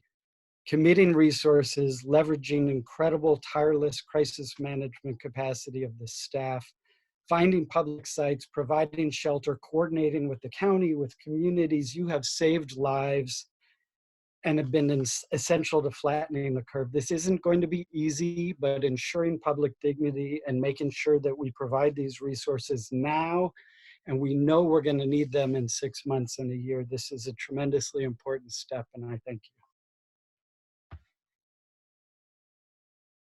Thank you, Matthew. Stephen? Yeah, thank you, Mayor. We're getting some real conflicting messages on whether COVID-19 residents will be allowed. On April 22nd, Jim Ortball was quoted in the Mercury News that the site could potentially isolate homeless individuals or low-income residents with confirmed or suspected cases of COVID-19. Even in this meeting, I'm still not clear whether or not you'll be allowing infected residents. So I really hope the city could send a clear message. Thank you. Yeah, actually, this issue I know has come up a few times. Jim, are you on? Yeah, I am, Mayor. I yeah. am, Mayor. Let me just clarify. I was clear about, at the outset of this, we believe we needed additional housing for COVID positive individuals potentially because we didn't know what the scale of this pandemic would be and how many people would be afflicted. Jim, is there anything we can say definitive on that? Yeah, I can, Mayor. So we are building this to be able to flexibly serve whatever we think is needed, whether that is somebody who might need quarantine from COVID or others that are just at risk or over the long term, people who are just need shelter and are homeless. In working with our city housing team and the county, at this point in time, they have met the needs for people who are COVID positive in locations where they have medical services they're providing. So the county has asked us to focus our efforts on people who are at risk of contracting the COVID disease, that are 50 or 65 or older or have underlying health conditions, and we be the kind of the primary provider of shelter services for them. In the future, theoretically, we could need it for COVID positive, but working within the county continuum right now, Mayor, we would be focused on people who are at risk of contracting it because of their age or underlying conditions. And that's our focus at this point in time of who we think we would populate the community with. And also just to explain further, and I appreciate there's frustration with the lack of certainty, but you're probably going to see a story run tomorrow because I was just asked by a reporter about this. There's only been testing, I believe, somewhere on the order of it's within, I believe, a couple hundred homeless individuals countywide at this point. And so understand exactly who's positive or who's not is just not something anyone can be certain of, given the lack of sufficient testing. So we don't want to mislead. We're trying to tell you, basically, we're trying to build this for the emergency we have, knowing we have to be nimble and flexible to the needs that arise. And it is individual rooms, though. This is not like the mass shelters that we're doing in downtown where there are not individual rooms and showers. This has individual rooms, individual showers, individual restroom facilities for each person that would be housed there. Thanks, Jim. We'll go back to the public comment now. Ashish Rastogi. Ashish, you're still on mute. If you could unmute your device. Yeah, hi, can you hear me? Thank you. Yeah, so my name is Ashish. I am a D2 resident. I'm just wanting to say that we're only seeing a one-sided viewpoint from the city here. Why were residents' viewpoints, feedback were not taken into consideration while the evaluation was done? This is referring to the slide Jim showed earlier. Another question I have is, are you earmarking additional budget for San Jose Police Department to cater to the overheads that may come with these sites? What are the city's plans to safeguard neighboring residents? Will there be any safety measures implemented for community residents in Metcalf and Basking Ridge areas? We've seen a lot of crime, thefts in these areas. What guarantees the council will provide that these two facilities will not result in increase in crime rates near these neighboring communities? The areas near the Monterey Banral site are a dumping ground today. Will the city ramp up their efforts to clean up the nearby areas? Another question is, why is the Almaden site not being fast-tracked instead of the two sites within D2. And the last question is, what is the plan to address traffic constraints that may pop up near these sites, especially near the Cloverleaf area? That said, I'm against this decision. I believe this will create some chaos, certainly in the future, and I don't think the council has thought of that side yet. Thank you. Thank you, Ashish. Padwa, welcome. Yeah, okay. So thank you, Mayor, for the opportunity. I should point out that this idea is being sold as emergency interim housing response to COVID-19. And it is very deceiving because this idea has a FAQ that says that these sites will operate till January 2025. So that's 2021, 22, 23, 24. So for such a longevity, there needs to be appropriate consideration of all kinds of implications of having this community next to where we live and where our children live and where the trails are. So it is very deceiving to pass this using emergency law, which are dictatorship laws. So, and resident view has to be considered. So please take into account, evaluate new sites near, let's say, North San Jose office buildings, or there are plenty of sites out there. Thank you. Thank you, sir. Lori Landis, welcome. If you could unmute your device, thank you. Okay, thank you. Hello, Mayor. Yes, so thank you for clarifying because that was my question. Who's going to get priority here? So you said it's going to be for at-risk, homeless, flexible, but not necessarily anyone would go in there that would have already be sick with the COVID-19. I think that's what you said. So I wanted to get clarification for that. But if you put at-risk homeless people in there, will they be tested on a regular basis?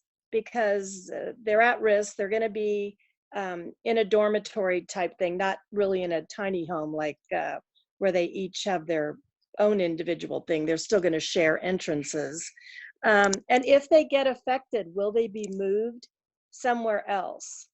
And will you have nurses or doctors or someone there to make sure they even get food and, you know, some kind of care on a regular basis? Thank you. Thank you, Lori.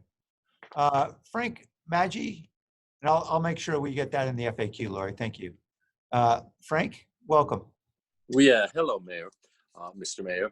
I would like to say in the beginning of this, one council member said that the council considered all in this decision, and I don't know how that's possible because we in District 2, we were never given a say to vote or do anything, and just voting you in power or voting Sergio in power doesn't mean that we want you to vote everything the way that you want it. I think this is Silicon Valley, and how about doing things totally the Silicon Valley way? We are capable of fast tracking things. How about a fast track vote? You could do it. This is Silicon Valley. And here's another thing. I'm hearing everything about us in District 2 and the council and what you, no one has talked about the homeless and what they think. They live right across the street from me. And I asked them, and they don't want to be contained. So I don't know, Mr. Mayor, Jim, and again, last week, Sergio was missing for the whole meeting, but he came back for the vote. It's ironic that he's missing again. But back to what I said, we would like to fast track. Let us in D2 have a quick vote. It's possible. And let you know what we feel. And how about asking the homeless if they want to be contained in those homes? I think you'll be surprised. Thank you. And again, I'll just reemphasize, Councilor Jimenez did want to be here. I asked him not to be so we could hear directly from the public and get as much public input as possible. Silverleaf, you're next. Hi, can you hear me? Yes, welcome. Hi, I got a question. If you're considering adding police resources to the Yellow District, because I see this is obviously going to happen. And I also recommend housing the homeless Southern District officers in a new substation. And I hope my question can be answered soon because I'm an essential first responder that's going to wake up early. Thank you. Thank you. Patricia Geyer-Carlin. Patricia, welcome. Hi, can you hear me? Yes. Thank you very much, Mayor Liccardo. I live in the Metcalf area in California, my son, so I'm pretty close to the Burnell Monterey project, and we do not currently have a neighborhood association in the area. So I'm just one of my questions is how we will be able to be involved in the project and how we'll get communication. I understand there's a committee, so I would like to be involved with that. I'll sign up for that. Some of my questions have been answered, but I did also have a question regarding if this does, if there is more need, we might have a surge in COVID positive patients or individuals. I'm in the health field. So I'm concerned that if the demographics are more COVID positive, will there be an enhanced service following the CDC guidelines for the care of the people that would be living there? And I did also have a little bit of a concern in the proximity of a bus stop at the mobile home park close by and the bar. So I'm hoping that those areas can be addressed. Thank you very much, Mayor. Thank you, Patricia. Napoleon, welcome. Please unmute your device. Thank you. Hi, good evening, Mayor. Thank you very much for your service, also the city staff. I support providing shelter for the homeless, but my concern basically is the safety and security in District 2, especially in California, my son community. Most of my neighbors are concerned about security, and I think nobody has raised this up yet, but I want to make sure that there will be no people with criminal records or ex-convicts that will be housed there. And I wonder if the operations management in the facility will allow them to go around, and what will happen to the violators. And also, there was a item about the Burnett Avenue. How much difference or financial difference is, how much is its cost? So we say that the utilities are not available, but how much does it cost to develop the other, utilities? Thank you very much. Thank you, Napoleon. Julia, welcome. If you could unmute your device. Yes, I'm watching the city's response and consideration of the residents' voice opposition to Bernal and Monterey play out like it's a scripted soap opera or a Survivor episode. The fact that actions at this site are moving forward without comprehensive planning makes me ask, are we on an episode of Punk'd? And on a serious note, how has the city come up with the sizing of the properties? The Bernal and Monterey is proposed 80 units on 2 acres, while Rue Ferrari is 120 units on 10 acres. If you simply do the math, we could have this all housed in one site. With the pending city budget shortfall, doubling construction sites, services, and future maintenance, doubling the fiscal responsibility is irresponsible. Are we on an episode of The Price is Right? I'm not opposed to housing people in our community, but I am opposed to this fast-track response by the city that is not taking consideration of the community's voices, business voices that are in need of supporting this and providing unity. Thank you. Thank you. Devang, welcome. Please unmute your device.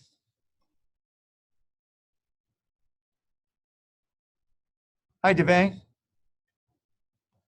We're not able to hear you right now, Devang. Devang, we're still not hearing from you. So we're going to go to Catherine Hedges, and perhaps we'll come back to Devang. Keep your hand up, and perhaps your device could be manipulated in some way. Catherine, welcome. Oh, welcome, Mayor Liccardo. Thanks for this opportunity to speak. I'm really glad that the city is taking fast action to solve this crisis. And I'm sorry so many people are upset that we're not taking months and months to vote on it. And I'm glad that we're finally getting this show on the road. And I hope that we in the county can get as many people housed as possible. Thank you very much. Thank you. David Nedemeyer, welcome.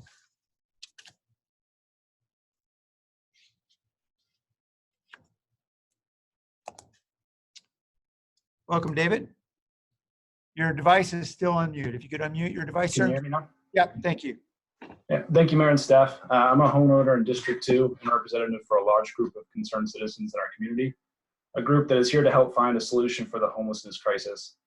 If there's a solution that the city believes this is the best one for our community, then the city will need to have accountability for the success or failure of these sites. So what is the role that the tiny homes are playing within San Jose's overall efforts to end homelessness? The role of the tiny homes must be clearly defined along with measurable performance outcomes related to housing placement and stability. What measurements is the city currently looking at to define success? How is the city planning on communicating measurable efforts to reduce homelessness in San Jose associated with these metrics to our community? And what does success versus no impact versus failure look like? And will the city hold themselves to these measurements and accurately report them to all San Jose residents, even if it's deemed a failure at this site? Also, has the city looked at a contingency plan for these sites, seeing that if it is a failure, will they have a plan to be able to decommission these sites, and how will they communicate this plan to the overall community? I look forward to these clarifications and these concerns, and I appreciate your time. Thank you very much, Steve. P. Williams, and P. Williams, if you could unmute your device. I'm surprised I was able to get on. Can you hear me, Mayor? Yes, yes, I can. Thank you very much. Most of the other comments echoed my feelings exactly, but I think it's important for the city to understand that I think the community needed a little bit of forewarning on what was going on. I don't think that this plan has been well thought out. I know Monterey Road, if there's been any studies on the automobile accidents that have occurred on Monterey and the Burnell site, and the individuals that will be housed as far as their transportation to get to their necessary services needed to be thought out more. I don't think it's an appropriate site. I'm all for housing the homeless, but you need to take into consideration the safety of the individuals that are going to be there. And I think that the gentleman, especially from Basking Ridge, should run for council member and get involved in the local government. Thank you. Thank you. Joseph Dennemeyer, welcome, Joseph. If you could unmute your device, thank you. Hi, can you hear me? Yeah. I would just like to ask a couple quick questions for clarification. I know that it says that there's going to be 24/7 on-site security along with case managers. With the budget shortfalls that we're going to be experiencing this year and the few next years, what and how long are those contracts going to be in place? I would like to know if these will be continued for the long term, for as long as that these houses will be in place, and if the population that is in these homes, if they do not abide by the good neighbor, what happens to them? Are they kicked out of the program? And if they are removed from the program, where are they being sent? Are they just going to be released into the area, surrounding areas, while new participants come into the area? Just like some clarification on those, and what your plan is to help fund these things in the long distance due to the city having shortfalls in the budget. Thank you. Thank you. Tanmoy Ghosh, please unmute your device. Welcome. Tanmoy, welcome. Tanmoy, we're not able to hear anything right now. Hi, can you hear me now? I can, thank you. Can you hear me now? Yep. Okay, great. Thank you, Mayor. I live in the Metcalf community. I'm a father to 2 young, energetic boys, and instead of playing with them outside, I've been on this call for over an hour and a half and will continue to do so, as well as the nearly 9+ hours last week. But I guess that's the price to pay for fighting government overreach. As if these aren't already stressful enough times, the way in which this project has been moving forward, especially with so much conflicting information that we've been hearing from various sources, causes great amounts of stress to me, my family, and my neighbors. We continue to be lied to, saying that these sites are to address homeless during the COVID crisis, but let's be honest here. These are sites that are here for the long term, 10 to 15 years, as you've been quoted to say. When we brought our home here in D2 2 years ago, my wife and I did so because of the hopes of raising our family in a safe, quiet, beautiful part of San Jose. All those hopes are now in question. The long-term implications of this project give us much concern because those implications are not being incorporated adequately into the plan. You called Mayberry a success. It's barely been 2 months. Not sure how you're calling a project like that a success after 2 months. That tells me that you and the city are being incredibly short-sighted. Since you seem to be taking a page from Seattle's homelessness plan. I'm sorry, your time is exceeded.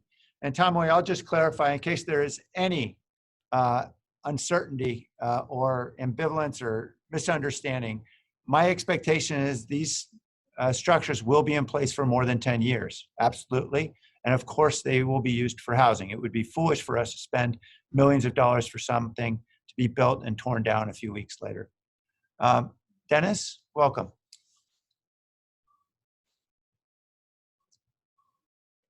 Dennis, you're still on. Yes, good evening, Mayor. My name is Dennis. I represent the folks that are along the Rue Ferrari section.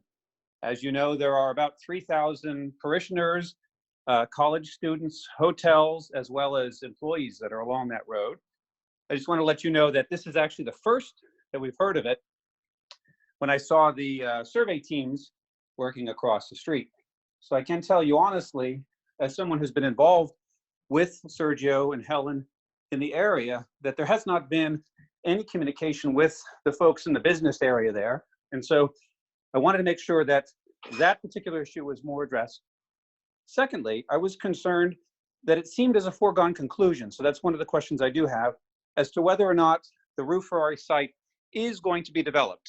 The conversation that Jim had indicated was that the site would begin construction in the middle of May and would be concluded in July. And thirdly, I know my time is almost up, I have been living with the security issues along that area for quite some time. And while I appreciate Johnson Fong and the new captain who's joined the area, we've had very little success in consistent enforcement of the restrictions in the area. So I have great trepidation about the actual ability to secure the area for the rest of the 3,000 of us who are there. Thank you. And I will clarify, yes, it is our intention to begin construction on Rue Ferrari and for that to happen in a matter of a couple of months. Ram, welcome.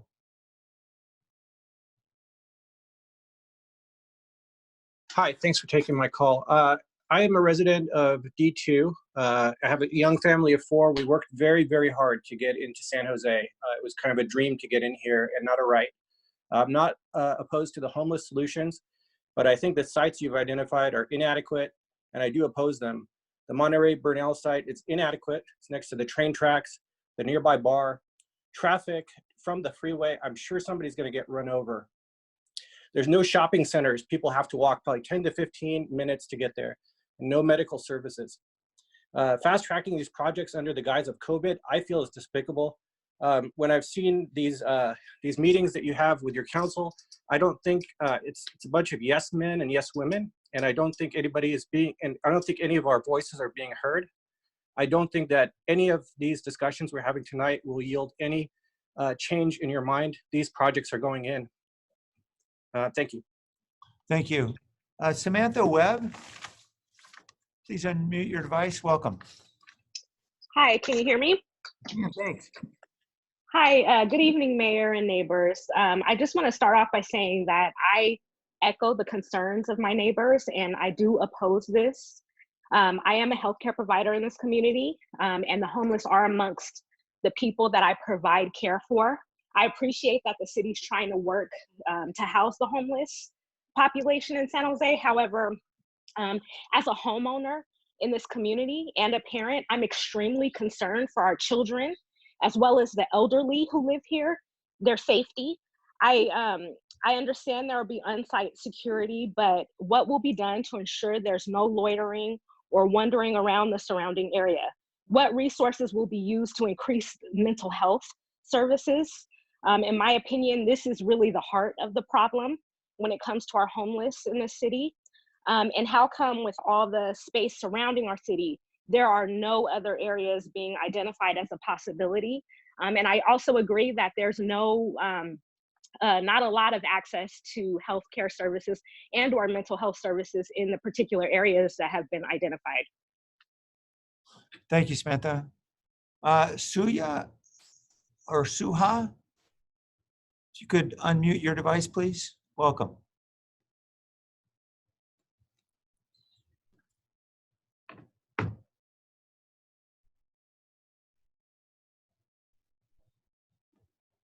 Suha, your device appears still to be muted. If you could unmute your device so we could hear you. All right, there may be a software problem with your download of Zoom. If you may want to try to re-download that and raise your hand again, and we can then take your call. Beth, welcome. Hi. I think we all agree on this call that we want to help the homeless people, but I think the people on this call that are excited about this program aren't living in the neighborhood where it's going to be built, which is where I am in D2, and I'm going to drive out and see that and have to deal with it on an everyday basis. I think if homelessness is, you're worried about it in District 2, 3, 6, 7, and 9, you should split it out between those areas. And I did a preliminary Google search yesterday to find property available, and there's plenty across all those. So you should split it between Cupertino, Saratoga, North San Jose, Almaden, and fast track those. I also would like to know, what are you going to do to compensate us for our property value when it decreases when you put that there? I also think it's despicable that you tried to sneak this through without any of us knowing by not giving us any notice, and we're here.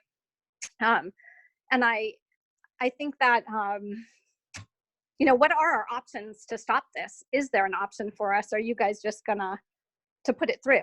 I think that it's just this, it really is despicable that you are doing this to us and concentrating it in our neighborhood. And you did some cost analysis that it's okay for the few thousand people down here to be concentrated with the COVID virus on top of it. And that's not fair to our children, to our families. And we have been sheltered and doing our responsibility. And now you want to just bring a bunch of infected people into our neighborhood. And I think that's a problem too, like spread it out. Thank you, Beth. Murgesh Navar. Hi, Mayor. I was really excited to hear the neighbors may have a volunteering opportunity to help the homeless residents with career counseling, because that's what I like to do. But then I hear that this is mainly for 50 to 65-year-old weakened individuals. To be frank, this is the hardest segment that you can get back into the job market, right? So who is really going to be there? So again, another conflicting communication. I was shocked at the last meeting to hear your response of non-commitment of enhanced services for the length of the projects. If you think the neighbors' fears are unjustified, why not commit to enhanced services? You know, you have nothing to lose. Thank you, Murgesh. All right, we're going to call on a couple more folks. As I announced at the very beginning of this, I'm going to jump in at 7:50 to respond to some of these concerns and questions and ask members of senior staff to do so as well. Then I'm going to have to jump off and get on a call with the governor's team and several mayors around the pandemic and several urgent issues that we have.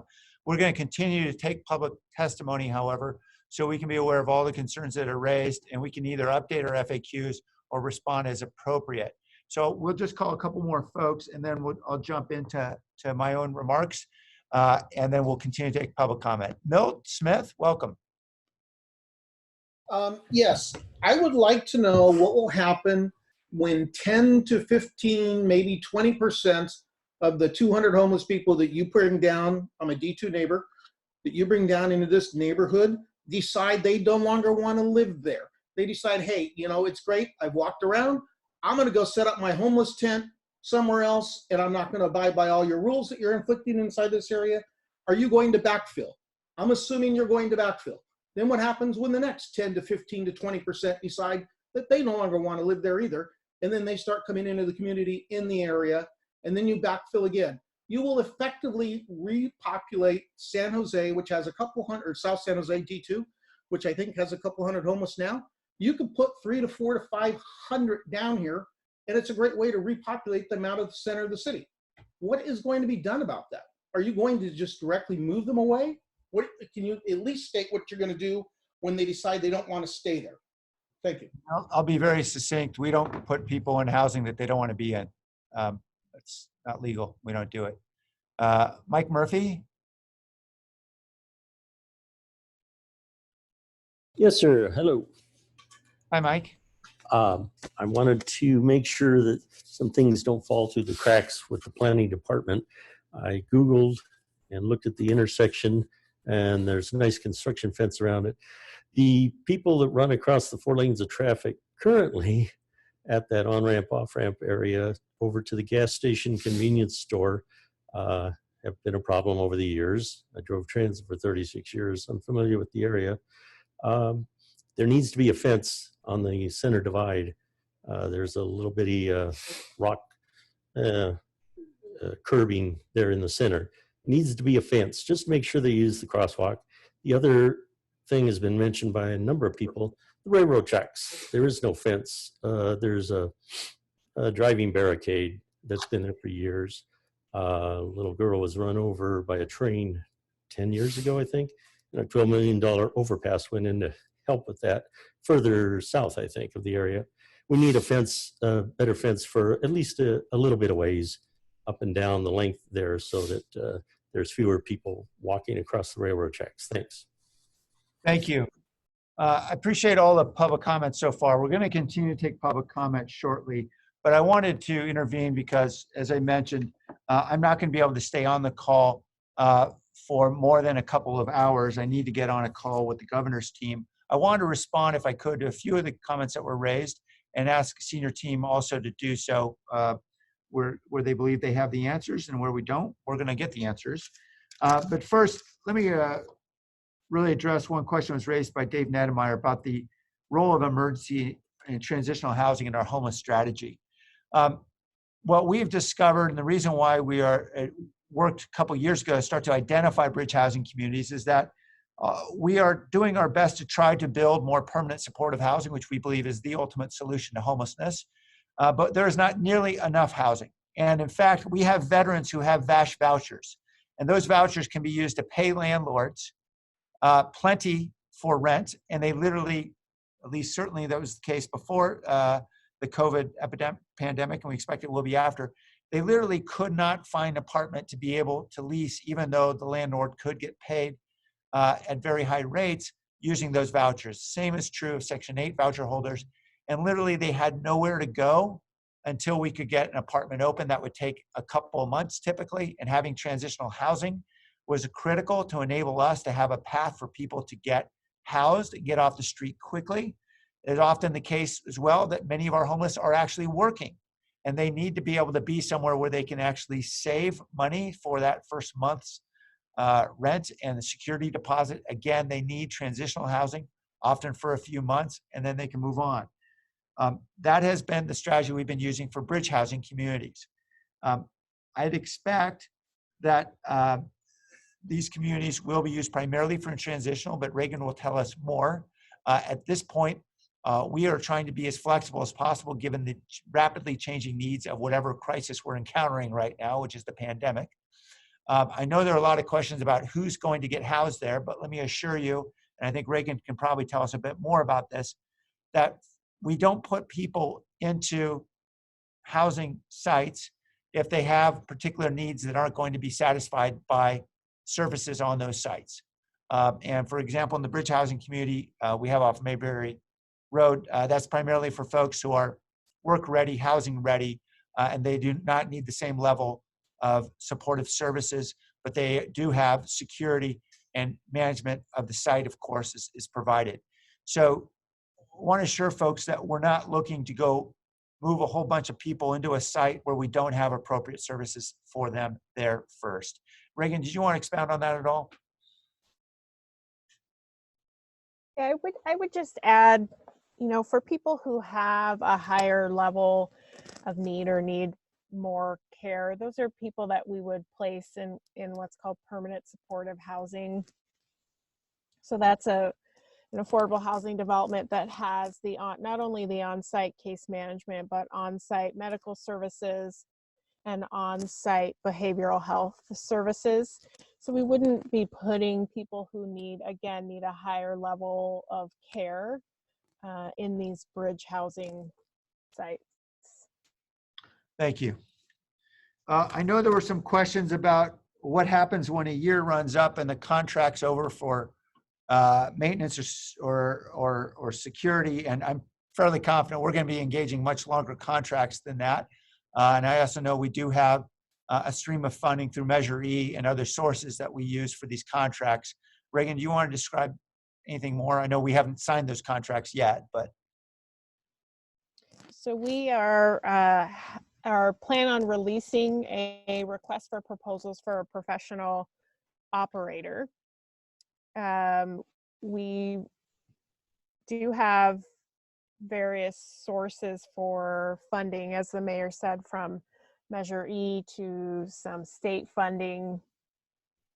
I think we need to be, as has been stated earlier, I think we need to be flexible for operating the site during this emergency COVID response, and then being able to pivot and operating the site post-COVID.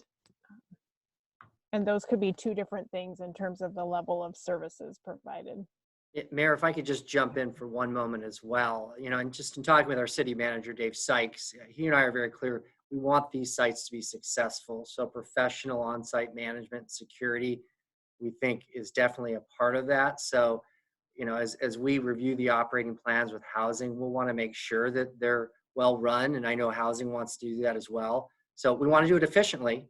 We don't certainly want to use our valuable dollars inefficiently, but we want to do it well. And that will be part of any plan that we have. Thank you. And we have been contracting with organizations like Abode that have a lot of experience in managing sites with formerly homeless individuals and understand the issues and are very competent at and have a great track record of success. Ashish asked a question, are we budgeting more money for policing? And let me tell you, the answer is no. And let me explain why. The way we save money is by getting people housed. When we allow thousands of people to be homeless out on the street, we are spending much more on police response and fire response, for emergency medical needs, for a host of needs. It is a much more expensive way of maintaining homelessness than if we can get people housed, which can save you, the taxpayer, and all of us millions and millions of dollars. A very good study was released in 2015 that Destination Home has published on their website. I encourage you to go to destinationhomesv.org. You can read about that study. There are many studies in other cities that confirm that fact. If we want to save money and save on response, the best way we can do that dealing with the homeless is to get them housed. And so, no, we are not budgeting additional money for policing. What we are doing is budgeting money through this contract with oversight for management and for security on the site. I know that Kim Hayes asked how people will be selected. I know you addressed that a bit, Reagan and James. Did you want to say anything more about that, about how people will be selected for the site? Or do you feel like you've covered that?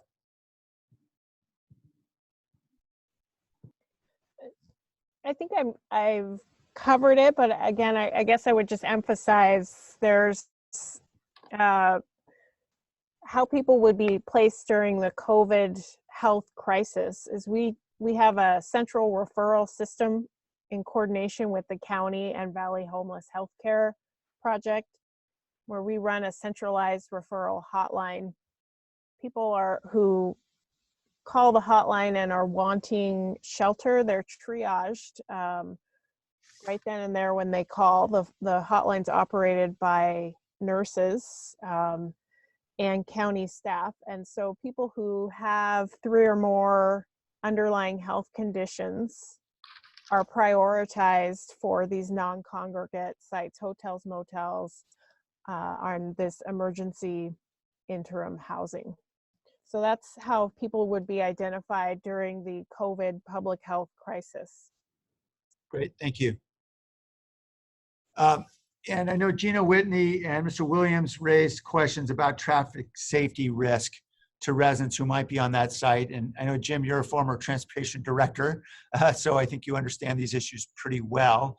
Can you tell us a little bit about traffic safety on these sites and what may be done to ensure we don't have any harm from fast-moving traffic? Yeah, Mayor, thank you for that. So we have our Department of Transportation traffic safety team and Public Works evaluating the area. So they've went back and done a 5-year crash search and have not found serious crashes in the area. Nonetheless, we're taking kind of a very proactive approach to it. We're evaluating the area. We'll be improving the crosswalks, making them high visibility crosswalks. The site will have a perimeter fence. It'll have K-rail kind of crash barriers. so the site is secure from outside traffic. We're going to put signage in the area warning people that pedestrians could be in the area. The entry and exit point to the location will be right near the crosswalk so that people can use the crosswalk if they're going to walk off the site. It does have sidewalk kind of surrounding the entire area. So we are focused on having kind of basic improvements in the area as we bring the site up. So it's important to us. Traffic safety is a critical issue throughout our city, and we'll be focused on it in this area as well. Thank you, Jim.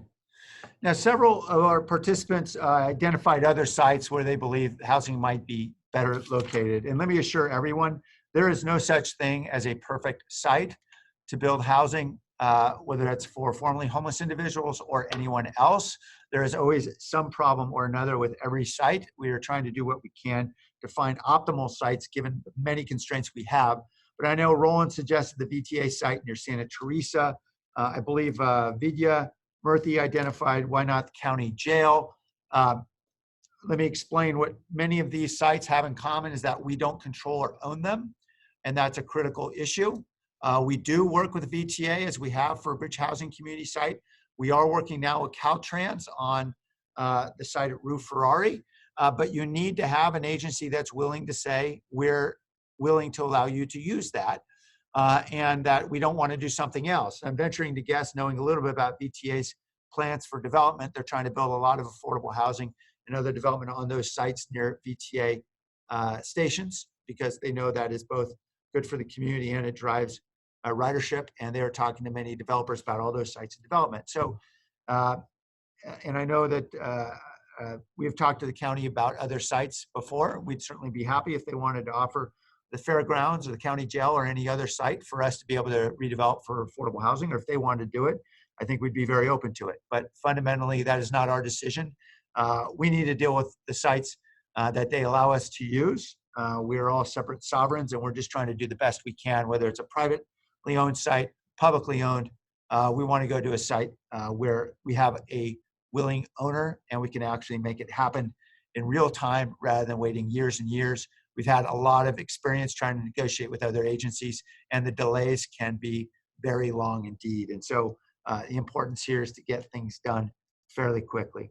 And then finally, before I jump off, several participants, asked about why District 2. Debbie Lou said 2 of the 3 sites seem to be located in District 2. Why did the council vote to put all these sites in District 2, et cetera? And I know that, Jim, I know you covered this, and this diagram that you put up, which perhaps we could put back up again. Could you just tell everyone again where they can find this information? Yes, Mayor, I will. It's at the Housing Department website. If Sarah will go back to that's the one of the that you're referring to, Mayor. Just Sarah, go back to the front page of the. Yeah, there. So that that address there, Mayor, will get people to this presentation. It'll also get people to the frequently asked questions, which describe more about the site selection process. And it also lists documents, city council documents from 2017 and 2018, where we looked at literally over 100 sites. And out of the 100, I think we identified 85 as infeasible to develop this type of interim housing. And I think we got down to a list of about 15 to 20 that seemed somewhat feasible. We narrowed that down to 10 or less that we thought we could put up during this emergency period. So as you've talked about, there are limited opportunities once you really delve into the details of each site. And the information is there in terms of specific sites that we've evaluated. Thank you, Jim.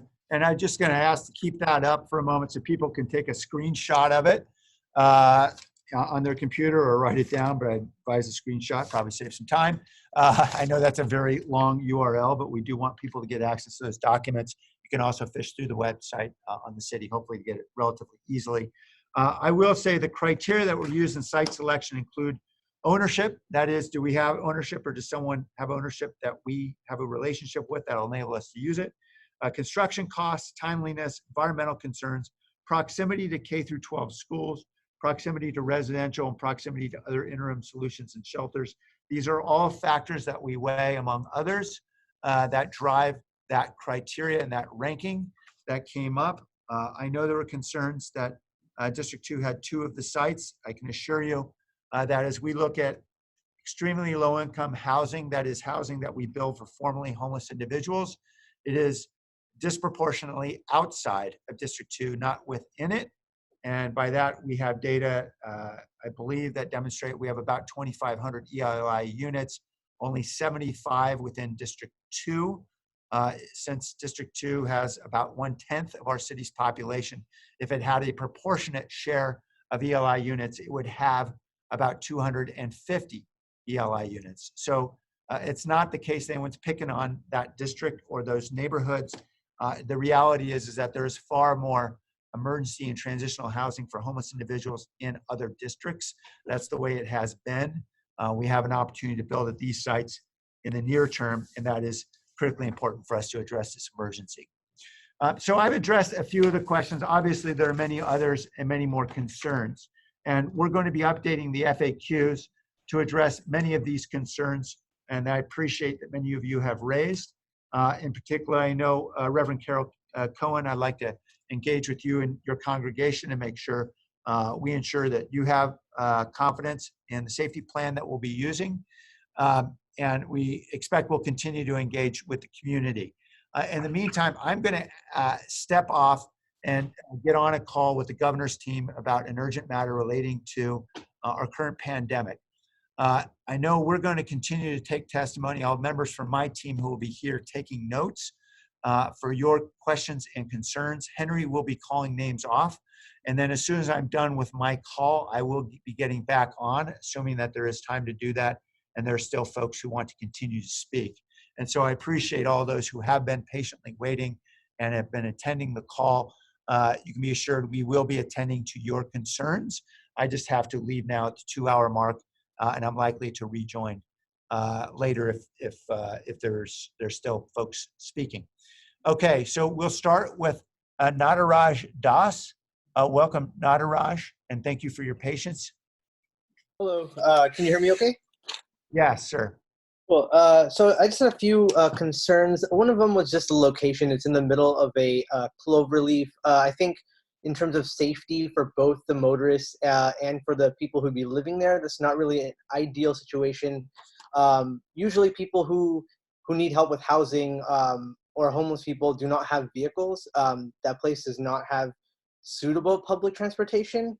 So I'm just wondering, what are they going to do? Are they just kind of like trapped there? Are they, how are they going to get to work or services that they need, like health services and things like that?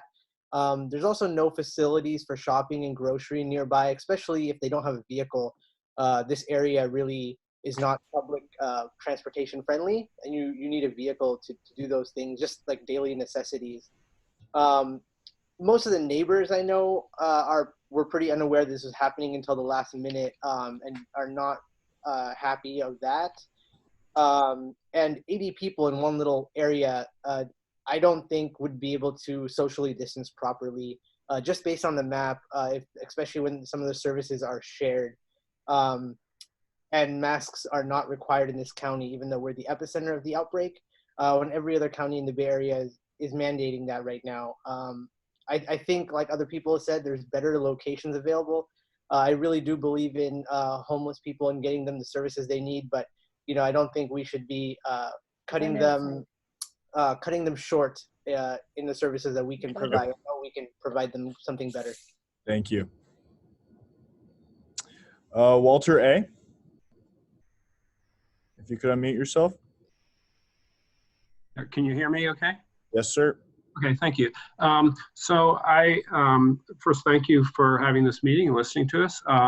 So I had one suggestion. The reality is most neighborhoods don't want homeless facilities nearby. Why not give preference to the homeless people? And if you're going to build a facility in a given district, why not give preference to the homeless people in that district for the facility? If that's not possible, then why not incentivize it in some other way by, for example, we have a there's a lot of homeless people camped out around the shopping centers on Burnell Road. Why not, say, well, we're going to put more focus on them in return for, hosting this facility. The second thing is I'm concerned about, and this is maybe something for Sergio, but his letter, didn't mention, that the security, might be just for a year, that he said is not intended for COVID positive people. I'd like to get, more timely and more complete information from him. So, thank you. Thank you. Vladimir, if you could unmute your device. Hi, can you hear me? Yes, sir. Good evening, everyone.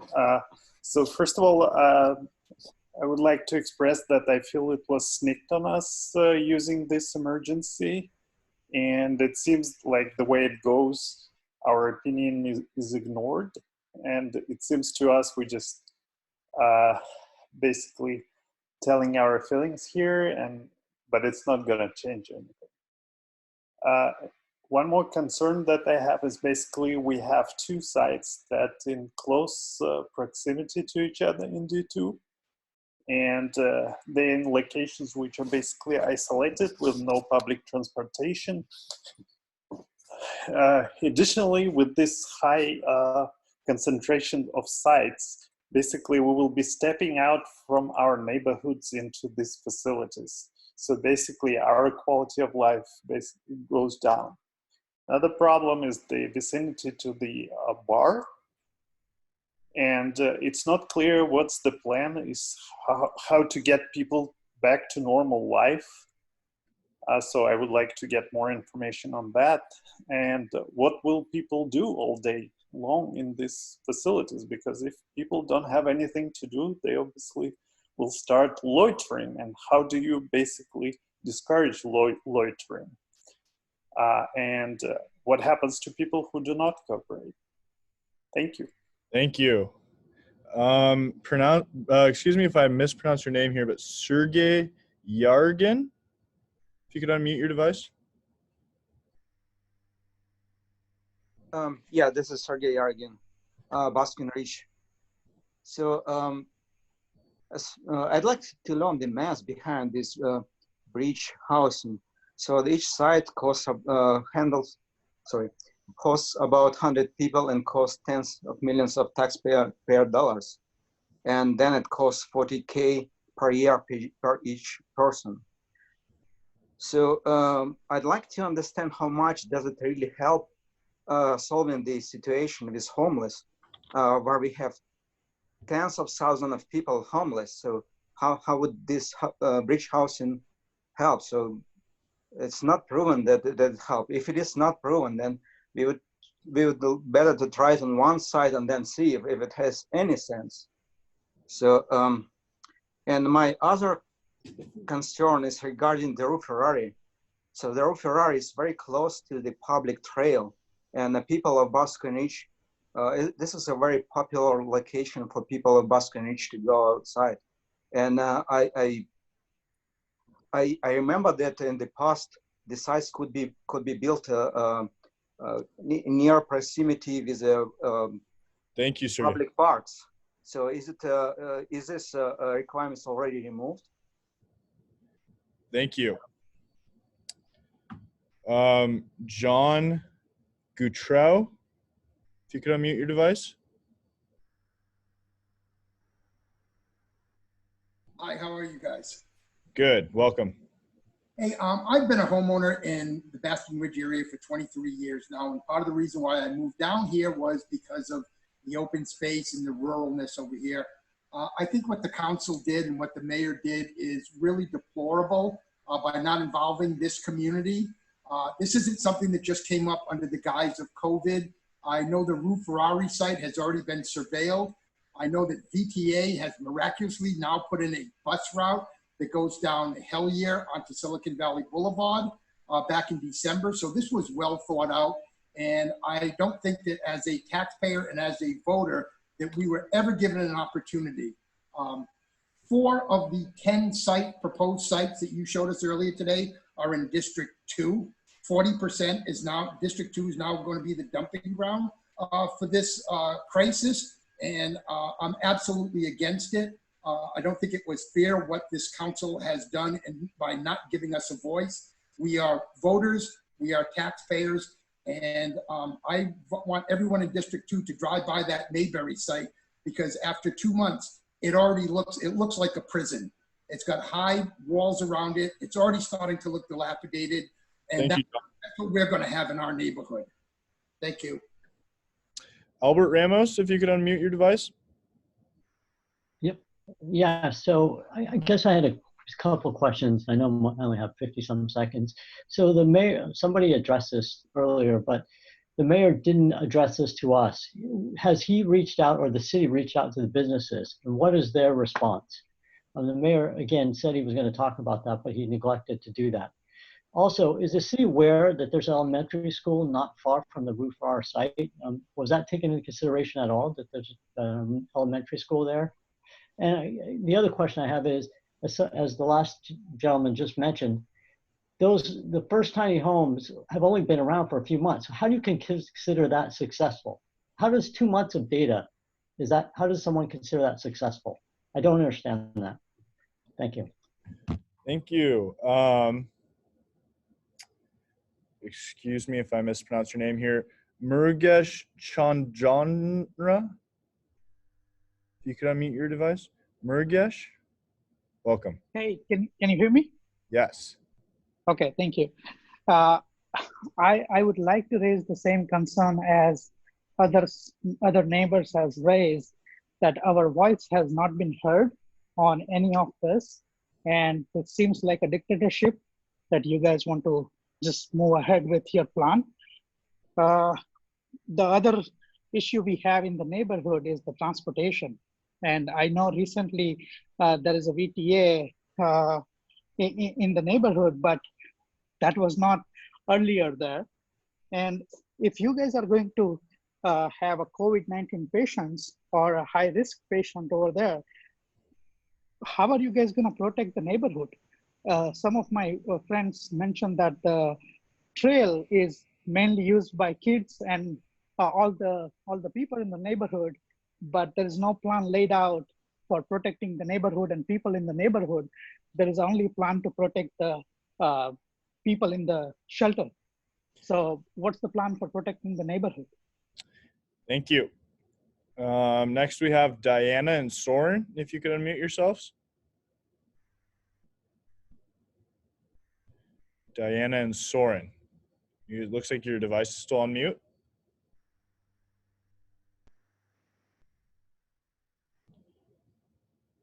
Okay, I'm not seeing anything, so we can come back to them. Next we have Shushmita Singla. Oh, Shushmita, it looks like your Zoom isn't the most recent version, so I can't allow you to speak. So if you could update your Zoom and come back and re-raise your hand so I can allow you to speak. We have Jaya S. If you can unmute your device.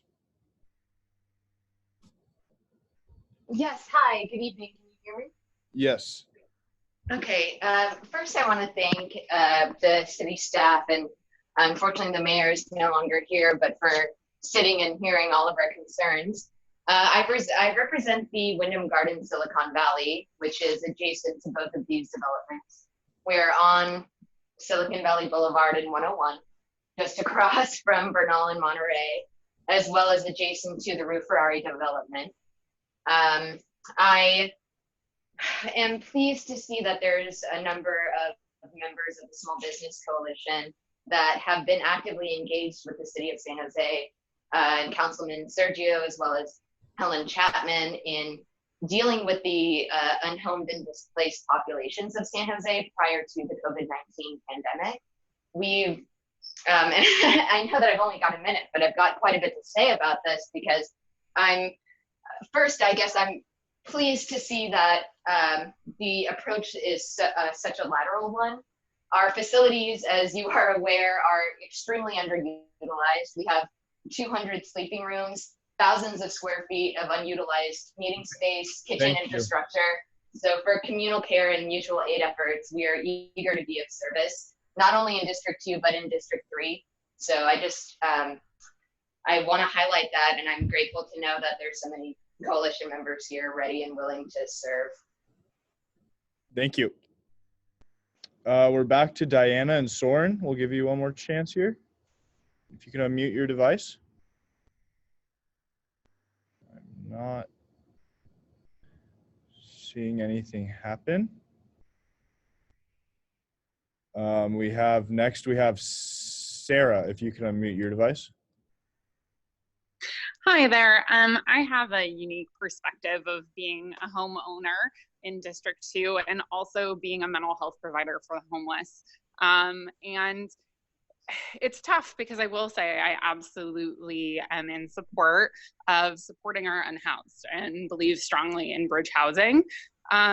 Yet I unfortunately have worked extensively with Abode, who they're talking about being one of the managers of this site, and I have seen the staff safety being compromised. I have seen the members who are supposed to be cared for by that organization safety being jeopardized. And I have concern for the site's location in terms of being able to serve the unhoused and how it's going to do them any favors being so far away from any education sites, the court, the food banks, medical services, you know, the safety concerns that people have mentioned in terms of traffic. And also personally, I don't believe that, you know, those of us who have worked really hard to buy houses, you know, we chose this area of San Jose because it's quieter, because it's safer, because we worked really hard to do ourselves better. Next we have Deborah Miller, if you can unmute yourself. Deborah Miller. Yes, hi. Hi. I would like to know what specific studies have been done with regard to the impacts to nesting birds and their habitats. Are the black oaks at the property part of Kiesling shade trees and a registered point of historical interest? Are we a green city, or is that just a moniker? Also, as far as Yellow District is concerned, we have 2 patrols. I fail to see how that will be sufficient to support these additional developments. And lastly, I think it is beyond a disservice to our community not to have Sergio Jimenez present for this meeting. And I find it quite disrespectful. You sit at the service of us, not the other way around. Thank you. Next we have Faith. If you can unmute your device. Yes, hi, can you hear me? Yes. All right, good evening. A couple questions. Of course, I echo all the sentiments that my neighbors and community have already displayed. You indicated that the Rue Ferrari site is going to be a potential phase development. I'd like for you to define potential phase. Does that mean we're going to increase beyond the 120 individuals? Rue Ferrari is right next door to the Summit Bar and Grill. There's been several altercations that have occurred at that bar, and they're going to be within very close proximity. I do think that, you know, with the vetting process that occurred several years ago, the mayor touched upon it lightly, that it did consider closeness to residences as well as to elementary schools. And we already heard that the Gateway Church hosts thousands of small children. I think that we need to reevaluate that. And are these units going to have air conditioning in them? What are these individuals going to do in the summertime when the heat's down, the temperatures down here get close to the hundreds? I don't expect them to just be sitting in those little tiny homes. Thank you. Scott Johnson, if you could unmute your device. Yeah, hello, can you hear me? Yep. Yes, I just wanted to say it's not lost upon me that staff is here listening to our concerns, while the elected officials who proposed it and passed it are not. The discussion about the homeless was not done in a fair and partial way that we'd call democratic. It was done under a facade under the COVID-19. I understand that staff was looking at sites that were, which sites could be the quickest to put up, and I think that's an unfair process to build these sites under. I have 2 teenage sons that run this area. I want to know that the selection process, that sex offenders, violent offenders, and people with unknown mental health concerns that could be dangerous to them will not be housed at the site. I would like to know more long-term services.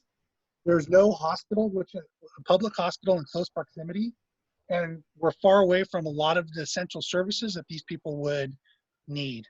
It's a very poor selection and not very democratic. Thank you. Next, we have Shushmita Singla, if you could unmute yourself. Yes, can you hear me now? Yes. Okay, so I just want to voice my concern that this is very disappointing the way this whole thing has been handling. This is the politics at its best corrupted politics that I've seen in my in US. It's disgrace. Other thing is that how do you guys think that this will be successful? San Francisco is the best example. They have sheltered so many homeless and it's a failure. The place is filthy and all the companies are moving their conferences to different cities because no one wants to go there. So it makes me laugh how you politicians are thinking that this will be successful. No way. And this is very bad that how you guys are disregarding all our concerns. And this is a dictatorship. That's all. Thank you. Thank you. Next, we have Tran, if you could unmute yourself.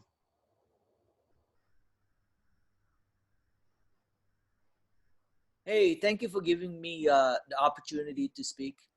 First, I would like to echo all my neighbors. The fact that our council is not attending this meeting for whatever reason, so that he's not a voice of our community. And I think we all should stand up and sign that petition to recall him. Secondly, how are you ensuring the freeway safety with the Route 5 location? You have heard from Sarah, who worked directly with the homeless, and she stated many good reasons why this is not a good location. Please reconsider your decision. Because the mayor mentioned that there won't be any additional police to secure our area. How are you then planning to secure the neighborhood from the homeless wandering around in our community? Lastly, I agree with Beth and a few others. I just can't believe that this is happening in this country, where the citizens' voice is completely ignored.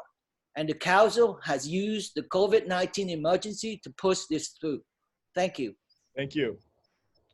Olivia Ratliff, if you can unmute yourself. Can you hear me now? Yes. Okay, thank you.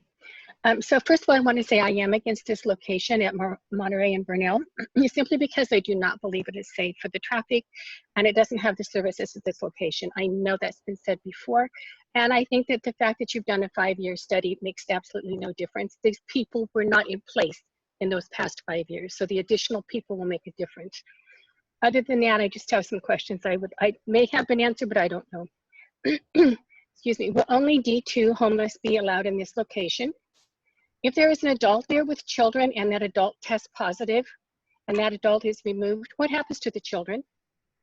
And then what guarantee is there that other additional people will not be added to a household once someone gets assigned a home? The fenced environment versus free environment for the current living situation, they prefer the freedom most of the time. And can residents be required to wear PPE while they're occupying this site? And what processes and schedule are the cleaning for the preservation of the hygiene to help with the disease spread? Thank you. Good. Frank Mata, if you could unmute yourself. Frank Mata. Hi, yes, thank you. I appreciate it. Can you hear me? Yep. First of all, thank you very much for letting me speak and voice my opinion. And I appreciate all of those who are on this call as well. My name is Frank Mata, and I have been a homeowner in District 2 for the past 7 years. I'm also a husband and father of 4 children under the age of 5 years of age. I have 3 major concerns regarding this project. As the mayor had just mentioned, that it would be silly to not utilize the housing for the next 10 years, especially when spending $17 million. This further solidifies my gut feeling that this project is less about the COVID-19 pandemic as it is more about the steamrolling a political agenda by taking advantage of the current emergency situation and bypassing the typical constitutional rights of those within our community. As a financial planner, I've seen plenty of economic downturns. I have never seen a successful outcome of an investment decision made based off of fear and urgent decisions made off of feasibility means testing of economic, monetary, and fiscal analysis. Thirdly, I'm concerned about my children's safety and those that are going to be in. We have Kalpana Rogathaman. Excuse me if I mispronounced your name. Hi, can you hear me? Yes. With all due respect, the mayor calling for this meeting when the city council has already voted against all the residents that voiced their concerns during the previous meeting.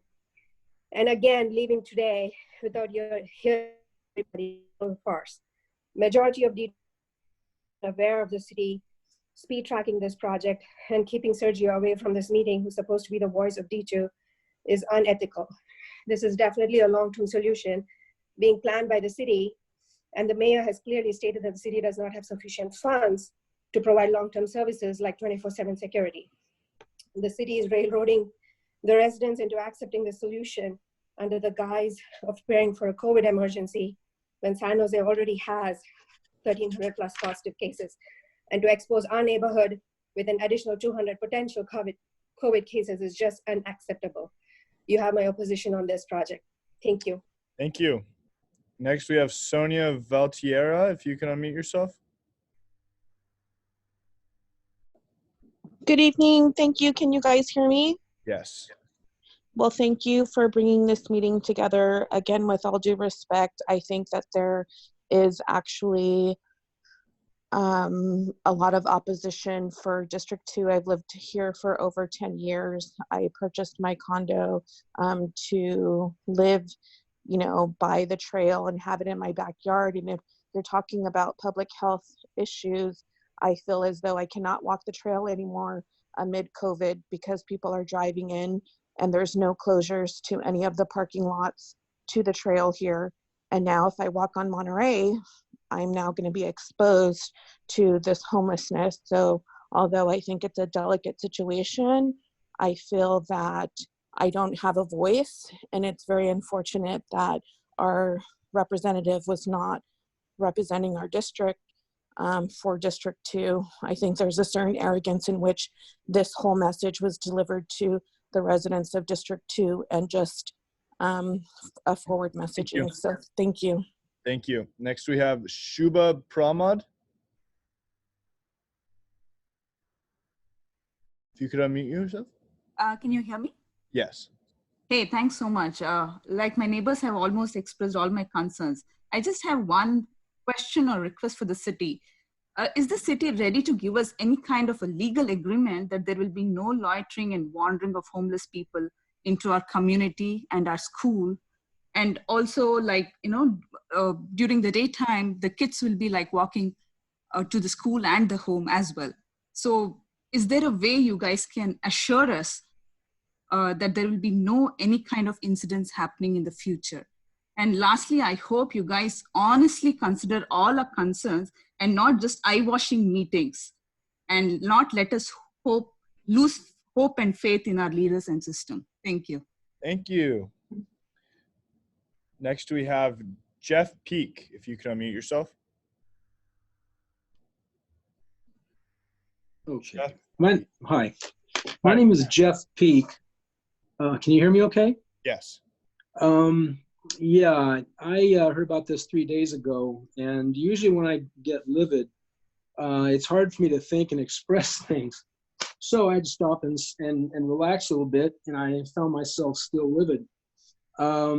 We've been here for 36 years. We're a homeowner at Santa Teresa and Avenida España. One thing that I've been hearing so far is all the comments are fix homelessness, and we're going to put this up, and we're going to have caseworkers, and I guess we're going to be buying food, and how are they going to get around? Well, the title of of the FAQ is emergency response to COVID-19, period. There's nothing about fixing homelessness, which has deep roots. You can't just fix it with a few houses. This has happened over a long period of time. And it looks like my time is up, but I think this is a bait and switch. Thank you very much. Thank you. Next we have M. Larson. If you can unmute yourself. M. Larson. Hi, are you able to hear me? Yes. Yes, I'm the senior property manager that I represent at 5883 Rue Ferrari. So we're right across the lines on the front line with these issues, and along with Gateway Church and Classic Vacations. And I don't want to go into the list of illegal activities that the homeless did that we fought for many years there, because it's slightly embarrassing. But I have a concern regarding, because it seems like we're not going to have a choice whether this goes there or not. But what is the city's legal liability issues for our students, all of the employees along there, that I'd like to understand, because they approach students at 11 o'clock at night for their safety. And also interested in knowing, because this affects the tenants or the landlord's rental ability, if we have any choice on design. And I'll leave it at that. Thank you. Jonathan Fleming, if you can unmute yourself.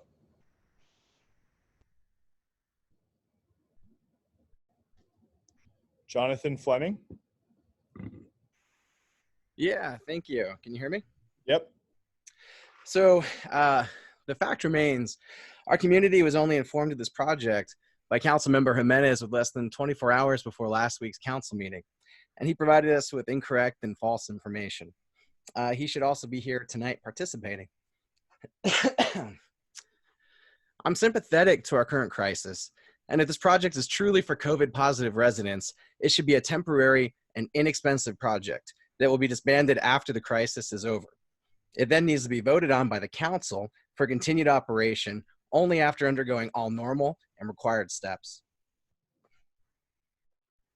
Thank you. Next we have DG. If you can unmute yourself. DG. Hi. Hi, this is Devarsh. I'm a resident of D2, and we also have concerns about our property value plummets and how we will be compensated for that from the city. We are also concerned with the security and safety of many of our kids, elders, and the quality of life and the impact this will have in our neighborhood. It's really unfair that we have to shoulder the burden of these tiny homes, the residents in the more affluent communities such as Saratoga, Cupertino. You should also be considering having sites in these neighborhoods. You also mentioned about security in homeless shelters, but what about securities in our neighborhood? Having security on site is not going to help neighbors with the security concerns that we have. How will the security personnel on homeless shelter be able to help the homeowners that are living in the neighborhood? Where is the data that homeless people actually save their money, and how many transition out of the shelters? So Mayor was mentioning something about it, and there is no data around it. And having COVID-19 patients in this neighborhood is just gonna ruin living in this neighborhood. That's it. Thank you. Next we have Mas Kajita. Excuse me if I mispronounced your name there. You could unmute your device. Hi. Can you hear me?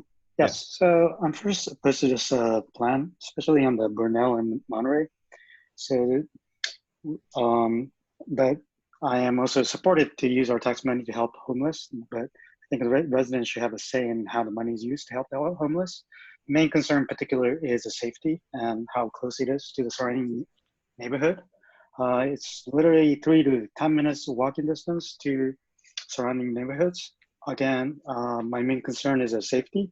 plans say there's a 24 on-site security on Burnell site, but how about the security for the surrounding neighborhood residents who deserves equal support for neighborhood? Getting something like surveillance camera or more policing. And then another question is homeless. Do they also shelter in place? And will you be providing food for homeless so that they could shelter in place? So that's all I Thank have. you. Thank you. Next, we have somebody by the name of Kush. If you can unmute your device.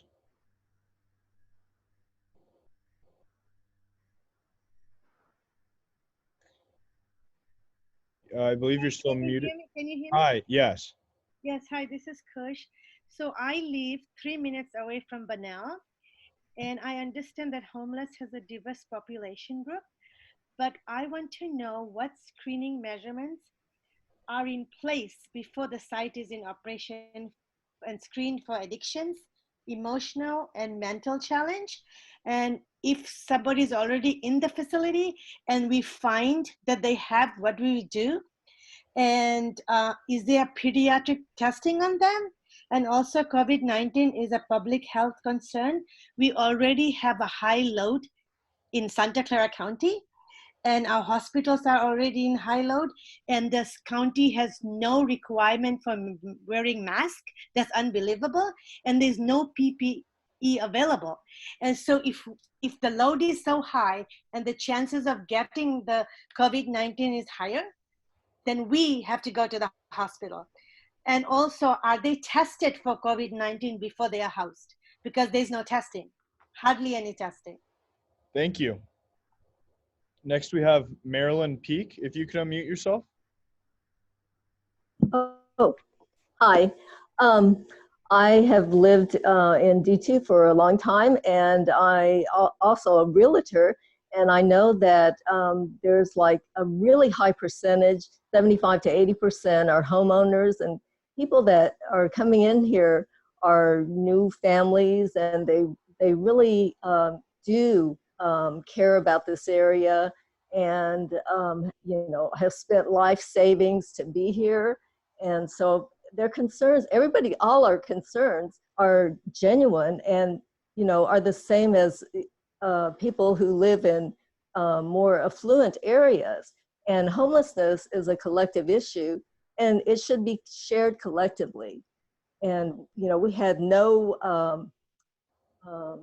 ear for our concerns. It seems like it's just done.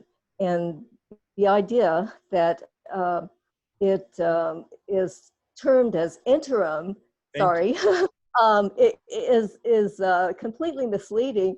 And if it was, then make the housing interim, and then come up with solutions later on that have representation. Thank you. Thank you. Next, we have Priyanka. If you could unmute your device. Hi, my name is Priyanka, and I'm a resident of Basking Ridge. So I just wanted to ask the question, what safety and security measures will be provided to the taxpayers of D2 in the short and long run, especially after the mayor mentioned that there is no additional budget for police to provide security? Also, you mentioned plans to secure the homeless, but nothing about the security of the D2 residents. Like, could we make our community a gated one even before these sites are operational? Given the course that this entire situation has taken, it is hard to believe that our council members want to do any good for our community. And I want to voice my opposition against this project. Thank you. Next, we have Bobby Yods. If you can unmute your device. Bobby. Bobby, I see you've unmuted, but I still can't hear you.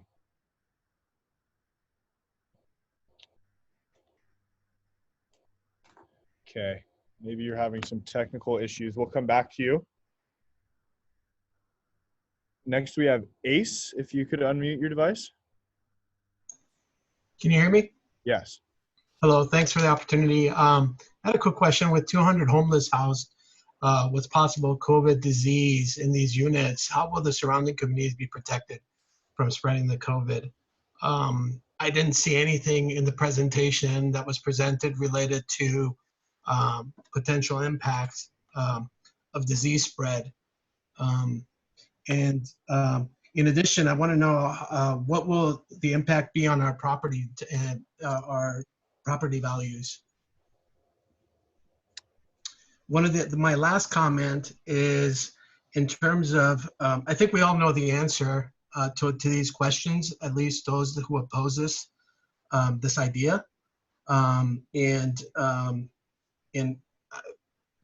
thank the people of listening, but I think we need to take further action. Some people have mentioned legal approach, and I think people need to do that. Thank you. We'll come back to Bobby Yods. If you can unmute your device and try again.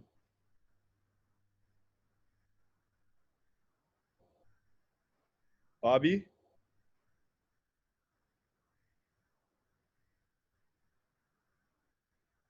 Okay, I see you've unmuted yourself. We still can't hear you.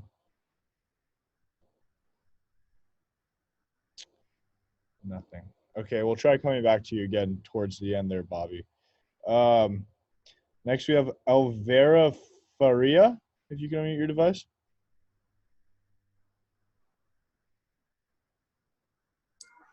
Hi there. Hi. Can you hear me? Yes. Okay, hi. I need to talk fast. So I think I speak on behalf of most of the residents that we feel the city is using COVID as an excuse to fast track bypass CEQA and use FEMA money to get something you guys couldn't get approved 3 years ago when you declared a housing crisis. We have 250 beds at the convention center for quarantine, and to date, only a handful of people are there. Plus, at the convention center, there are medical personnel to assist. Secondly, the first tiny home site located off Mayberry Road has 40 tiny homes, and as of February, they only had 8 being used because the city cannot find qualified candidates.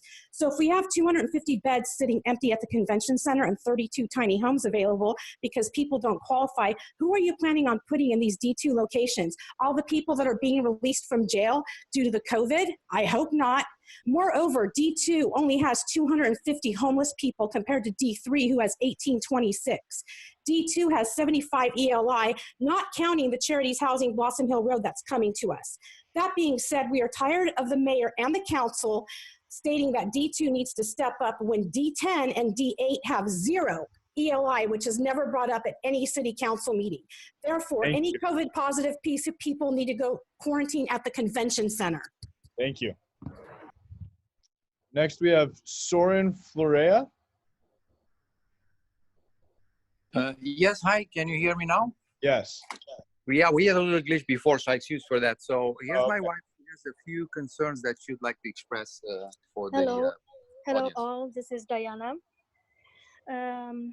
We lived in this neighborhood for the last 22 years. And like all the neighbors, we agreed that everybody should have a place to live in safety and dignity, but I'm puzzled that out of a list of 100 sites, this dangerous site located at Monterey Bernal has been chosen.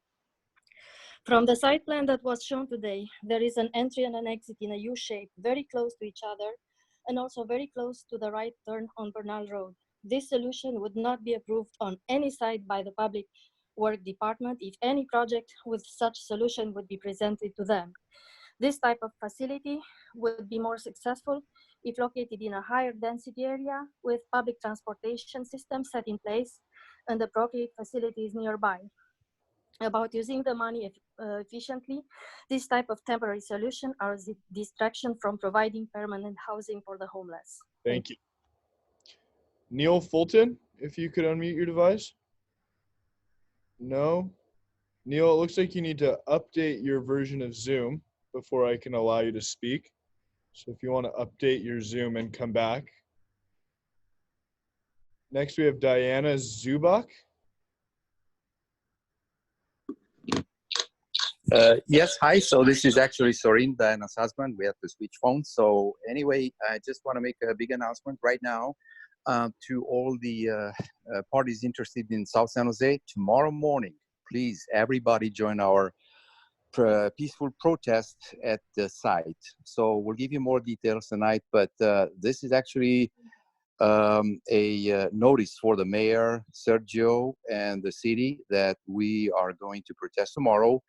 The local TV stations have been informed, so we expect to be able to speak to the media and have our voice heard on the channel news and everybody expose the current situation. So that's all I have to say. Please join us tomorrow. Thank you.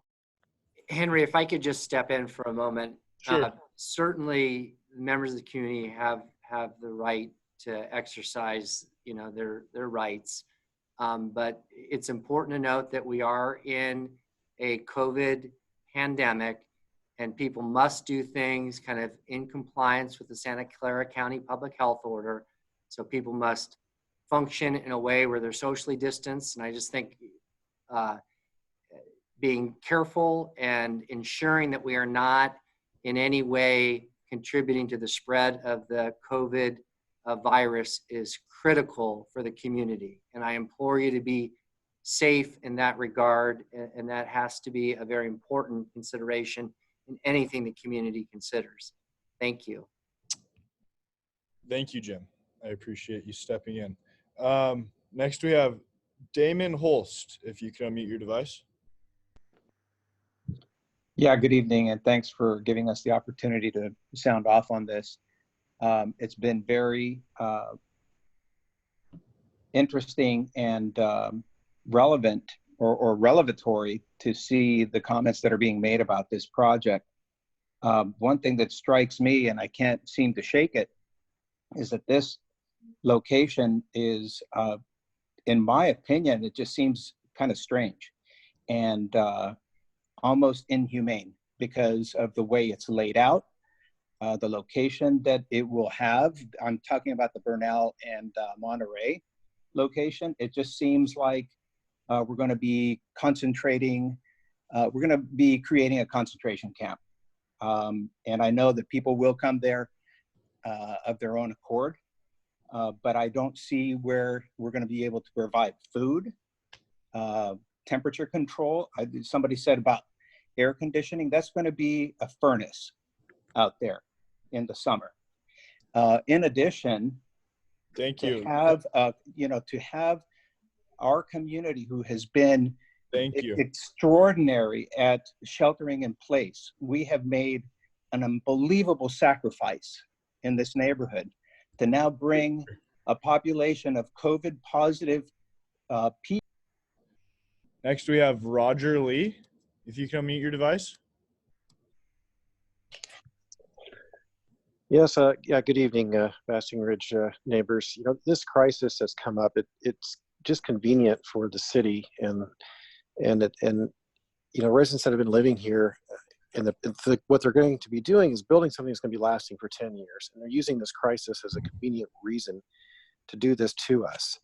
It needs to be investigated regarding the legality of it. At a minimum, even if it is legal, it is immoral and ethical to push this short-term justification of COVID for a long-term impact of residents who have done nothing but follow the rules and pay their taxes, especially during this acute time when we are trying to take care of our families and our work and are not able to mobilize to attend council meetings in this current environment. And we need to all remember that San Jose has had a police substation that has been vacant for years now due to budget shortfalls. And does anyone think that during this recession ahead that the city will put priority on this project when they can't even staff a much needed police building? This project needs to be stopped and our politicians need to be evaluated. Thank you. Next we have Jithin Basker. Excuse me if I mispronounced your name there. If you can unmute your device, Jithin. Yeah, can you hear me? Yes.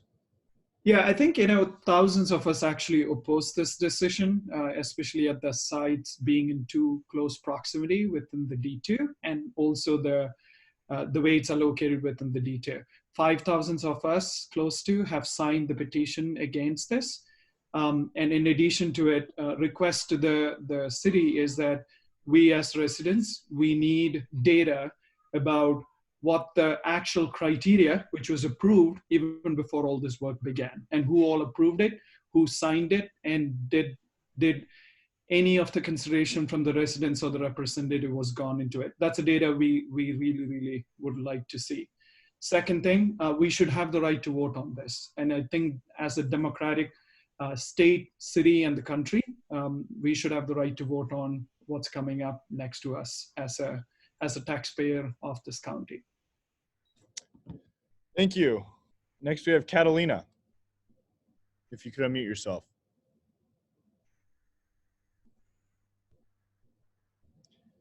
Catalina, I believe you're still on mute there.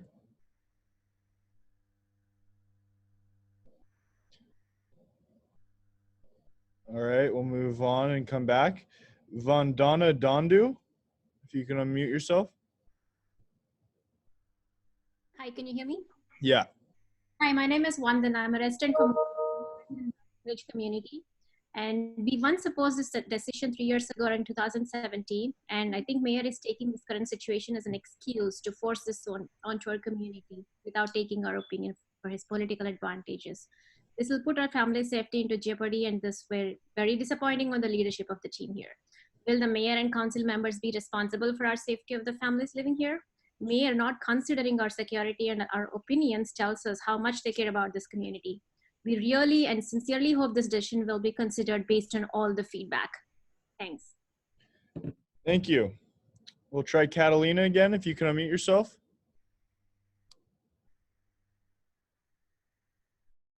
Catalina, you're still on mute.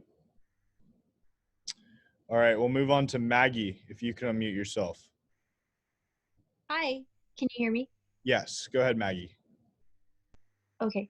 Hi, I have been a long-time resident of District 2. I oppose the tiny homes at these sites, especially the one at Monterey and Burnell Road, because the location is incompetent for humane living and is not near any essential services necessary for the homeless population. The mayor still hasn't addressed the issue that he is currently using outdated data from 2016 to make inaccurate claims that District 2 does not have a proportional amount of low-income housing.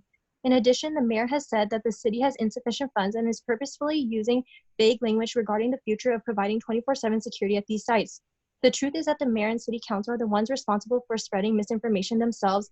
The mayor and the city council are using the guise of a global pandemic to disregard the community's concerns, bypass environmental guidelines, and railroad this project without adequate outreach is deplorable and disrespectful to taxpaying and voting community members.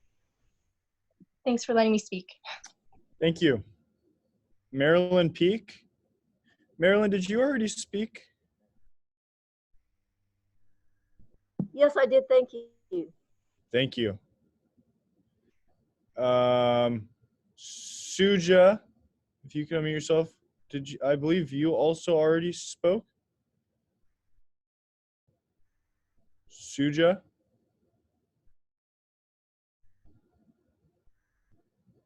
Nothing.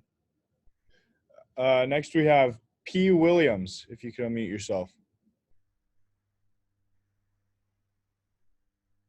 P. Williams?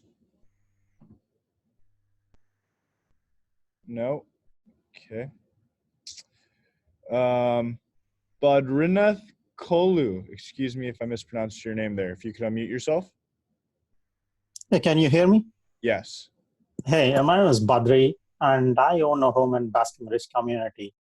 I am all for shelter for homeless.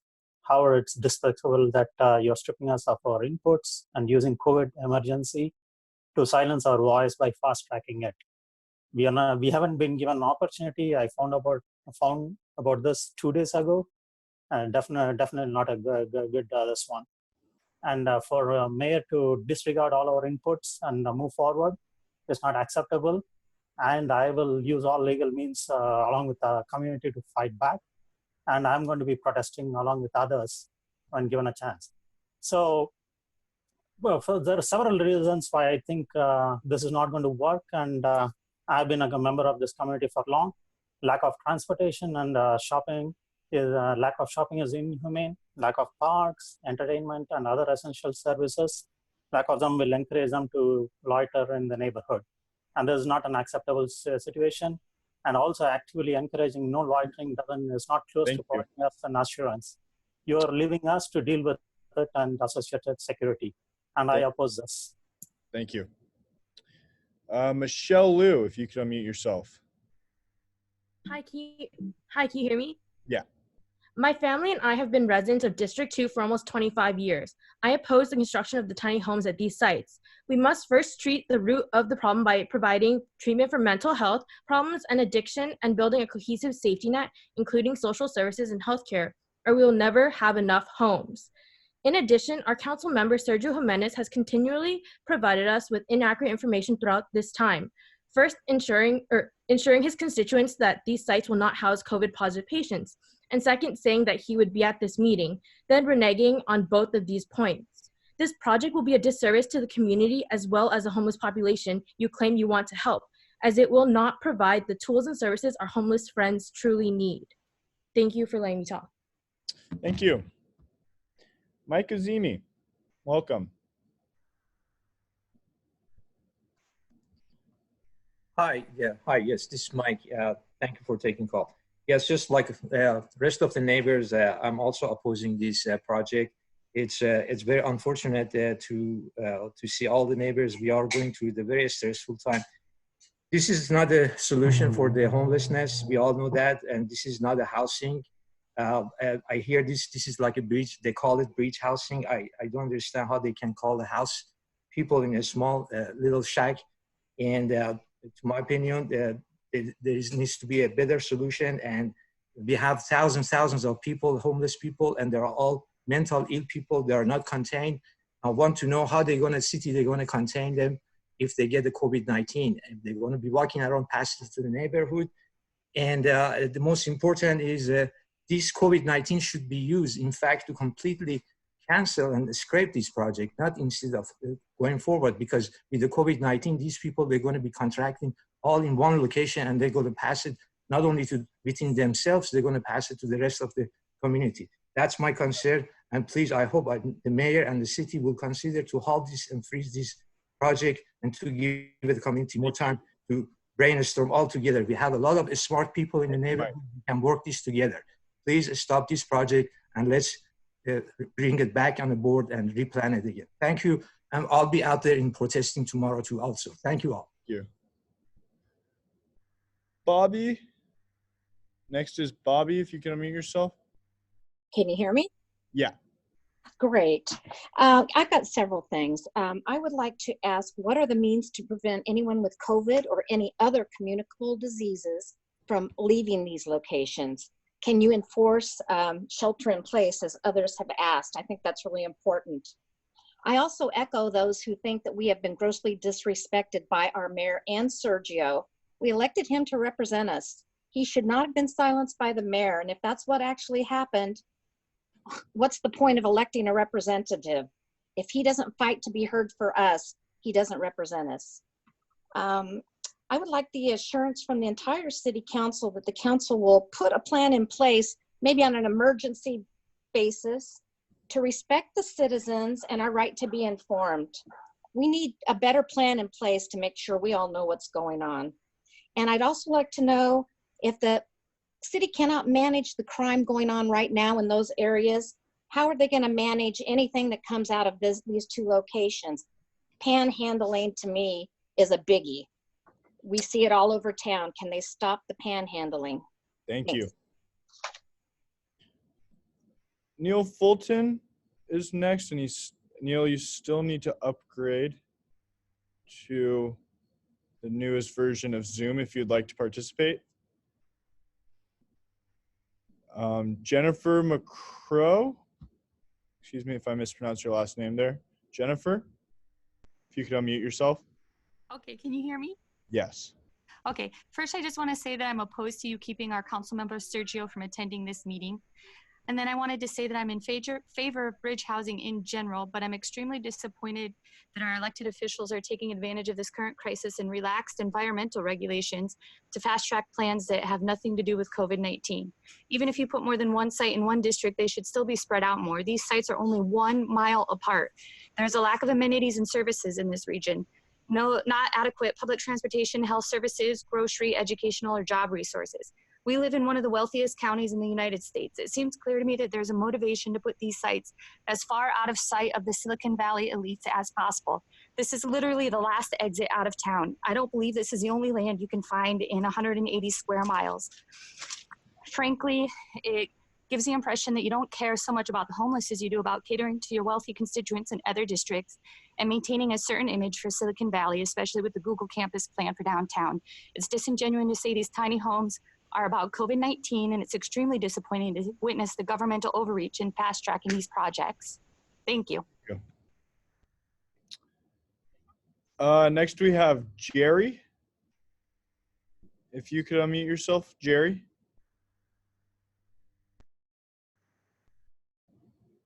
Jerry put his hand down. Curdy, if you could unmute yourself.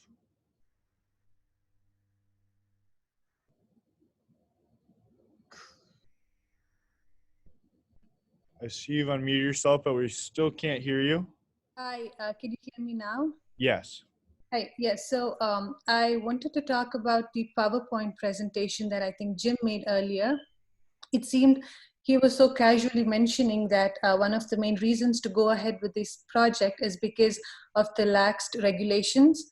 And I just wanted to point out that both the sites, that first of all is within half a mile, less than half a mile of each other, are located by Coyote Creeks. And according to this article on California Healthline and the Sacramento Bee, that's a local newspaper in Sacramento, it says most of the California rivers are contaminated with feces and homeless feces and needles. So I think it's a bit hypocritical for the council to go ahead, considering there's they could bypass the environmental regulations, considering that in California is the leader in environment protection. Thank you. Thank you. And lastly, we have Alex. Hey, can you hear me? Yeah, go ahead. Sure. Do you listen to your boss when he or she is not happy with your performance? And what happens if you keep ignoring him? So let me tell you, it's the community who hires you by voting. It's the community who pays you salary by paying millions and millions of dollars in taxes. It's the community is your boss. And your boss is very frustrated now. And you keep ignoring him. Isn't it weird? Please take measures to make your boss happy. Stop the project. Thank you. Catalina, I see your hands up again. I believe you spoke already, though.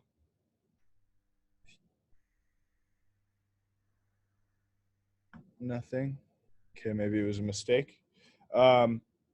Yeah, I'd like to remind everybody, if you'd like to speak and you hadn't had a chance to speak yet, if you could please raise your hand so we can call on you at this time.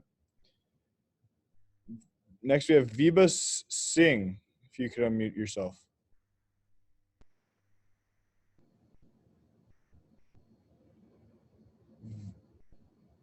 Vibha Singh, you're still on mute. Okay. Yeah. Oh. Yeah. Can you hear me now? Yes. Yeah. So thank you for giving me this opportunity. I would strongly like to speak against this project, and this is for two reasons. First, if you consider from the homeless people's point of view, then this is not a meaningful location. It's very tiny and it's far from public transport as well as central services. Without these, it is very challenging to provide these people with good living conditions and provide them employment. And if you don't have this, then you can't contain these people, which is going to be very, very a difficult situation given COVID-19. These people will move around, and they will also go around school areas and other neighborhoods, and there will be bigger concerns. The other concern is from residents' point of view. I mean, we live here so far from the center of the city. Like we work in Sunnyvale, me and my wife, and in Santa Clara. We chose to live in this neighborhood because it's more peaceful and more safe and relatively green. And so we commute every day 20 miles each way Now, if you brought all this thing here, then we are very concerned because all these people are going to be in close proximity of school, and then prevailing problems of mail thefts and break-ins are going to go up. So it's a very serious concern for us. Your time is up, sir. Okay. Thank you. Next, we have Anita Zhang. If you could unmute yourself. All right. So we're residents of Baskin Ridge with young children and feel like the city is trying to protect one group, but potentially risking the other group in a very rushed plan. I would like to know what type of real support city going to do for the neighborhood and the kids in the area if anything goes wrong. We're deeply concerned that the plan protection mechanisms are simply not enough to support large number of homeless people in the area. And we feel like the CT is using the COVID-19 to unfairly push profound and long-term change, which will greatly affect our community. Thank you. Thank you. Next, we have the phone number ending in 8152. Hi, good evening. I've lived in San Jose for over 50 years and have been a homeowner in District 2 for 29 years. I support the city's efforts to secure transitional housing for its homeless, but for any housing project to be successful, it must be planned well. I'm a civil engineer and have over 30 years of experience planning, designing, and constructing public works projects in Santa Clara County. In my professional opinion, there are a number of issues with the Bernal Monterey site. Two of the primary ones are its insufficient size and proximity to vehicular traffic and associated safety issues. Squeezing housing into this constrained site is very problematic. One site that I think should be considered is a police department training center on Great Oaks Boulevard. It meets the city's evaluation criteria. It's in District 2. The city owns the land. It's a 70-acre site and it has large areas that are vacant. It has utilities and paved surfaces to place the modular units. And this site has the ongoing presence of personnel. It would be an outstanding example of a city leading by example, similar to the Fremont City Council's recent decision to construct a housing navigation center in the parking lot of the Fremont City Hall. Thank you. If this site has not been evaluated, I think it should be. Thank you. Thank you.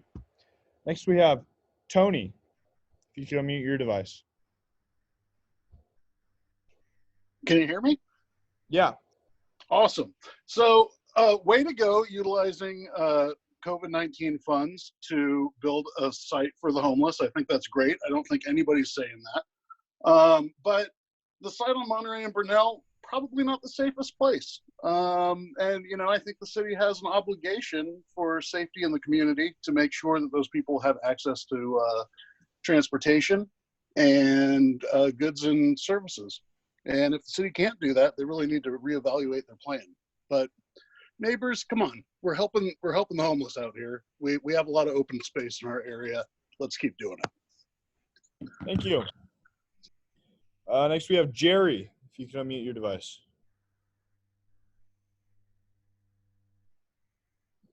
Jerry.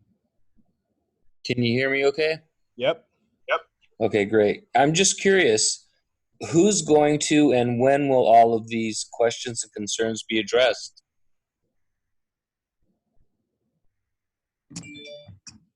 At the conclusion of public comment, we'll come back to staff to answer the questions that you guys have been asking. All right, thank you. Next, we have Eric. Hi. Hi. Hear me? Yeah. Great. So yeah, I could spend this next minute just going over the same things that pretty much all my other neighbors have gone over with their concerns. I appreciate my neighbors to raise up these concerns. I'm very, very against this as much as my fellow neighbors are. And I only have really one question here. How do we stop this? And you can spend the rest of my time here if you can answer it. Is there any methods to stop this? Otherwise, I can wait until the answer session. Thank you. Thank you. Richard Scott, I believe you already spoke, but correct me if I'm wrong. If you could unmute yourself.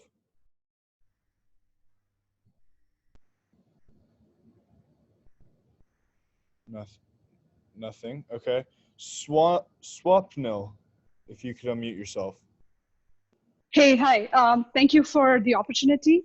I just want to tell you that the fact that there are so many residents being on this call for hours and on a weeknight and kind of just multitasking with our family and kids around should tell you something. I don't want to repeat what my fellow neighbors have said already, but I really feel you should consider the voice of the residents that you represent here. I really wish that you do not fast track this project. I'm really concerned on how the house prices will be impacted because this is my hard-earned money. I really want you to pay attention to this, and I strongly oppose this. You don't have my vote. That is if you're considering. Thank you. Next we have promods@gmail.com. Hi. Hi. Sir, you have some fairly heavy feedback coming through. If I could ask you to renegotiate your speaker setup. Can you hear me now? Yeah, that's better. So the mayor mentioned that there are 6,000 homeless people in San Jose. Do we have data as to where they come from? Are they local to the area? Are they coming from other cities? Are they coming from other states? And can you publish the data? What has been done so far? How much has it helped? How much has tiny homes helped? Do we have data to support that concept itself? Do you have data to support the decisions that you have made? What have you considered? And how does this eliminate homelessness? Can you publish all this information in the fact, please? Thank you. Thank you. Next we have Kurt, if you can unmute yourself. Hello, can you hear me? We can. Hi, we live in Basking Ridge subdivision, and just a few years ago, our front door was kicked in. My wife's jewelry, her mother's jewelry, her grandmother's jewelry is gone forever. Police protection in our community is minimal at best, and security is going to get worse when you propose to bring in mentally challenged, substance abusers, and others. You have the power to create a better life for homeless people. And we all want that, but we do not want it at the expense of our security, our children's security, and our neighborhood security. Thank you. Next we have M. Julian. If you could unmute yourself. Oh shoot. Give me 1 second. M. Julian, if you could unmute yourself. Hi, good evening. Hi. The mayor mentioned that this was a community meeting, and my understanding is that in order to have a community meeting, in order to inform in regards of a project, the community meeting should happen before the project, not once everything is already rolling. Anyways, it's already happening. I think there's already mentioned that the mayor did actually says that there wasn't enough resources to provide additional services. So definitely those additional services are needed based on all the concerns that many of these neighbors have expressed already. There was a failure already on Seattle in regards to bridge housing. They're shutting down all those facilities, and we're starting a new one here. What will make this a success compared to what is happening in Seattle? In Santa Rosa, homeless didn't want to go to a shelter place. Why they will go to this bridge housing here? We want to help them. Do they want to be helped? And is there a better way to help them? Thank you. Thank you. Shruti, if you can unmute yourself.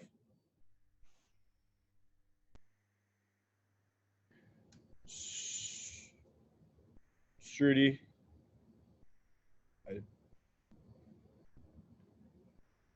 Hello? Hi. Yeah, we have moved into this place because we thought this was safe and a quiet place. We spent more than staying in downtown San Jose or some other place. We moved here because this was the only place we could afford, and this was the only place where it was very quiet, and we really take this as a pride. And having all these communities, this was kind of we felt like this was the most safe place, away from all noise and away from all traffic. And so that's the reason we chose these place. And I live in Basking Ridge, and these homes are right anytime I move out of my community, these are the places that are there. And there are like so many of those places, and that piece of stretch is such a small place. It looks like you can build like something like a prison for them. It's not going to be any better. 80 square foot home on that little stretch of land on Rue Ferrari is like, in my opinion, that doesn't do anyone any good other than creating trouble for us. I hope you really listen and understand this is not what we voted for. Thank you. That's all the public comment that I'm seeing. Got a couple more here. Richard Scott, I'm still not able to let you speak as your Zoom isn't up to date. So if you could try updating that. Catalina, I believe you already spoke. If you could unmute yourself.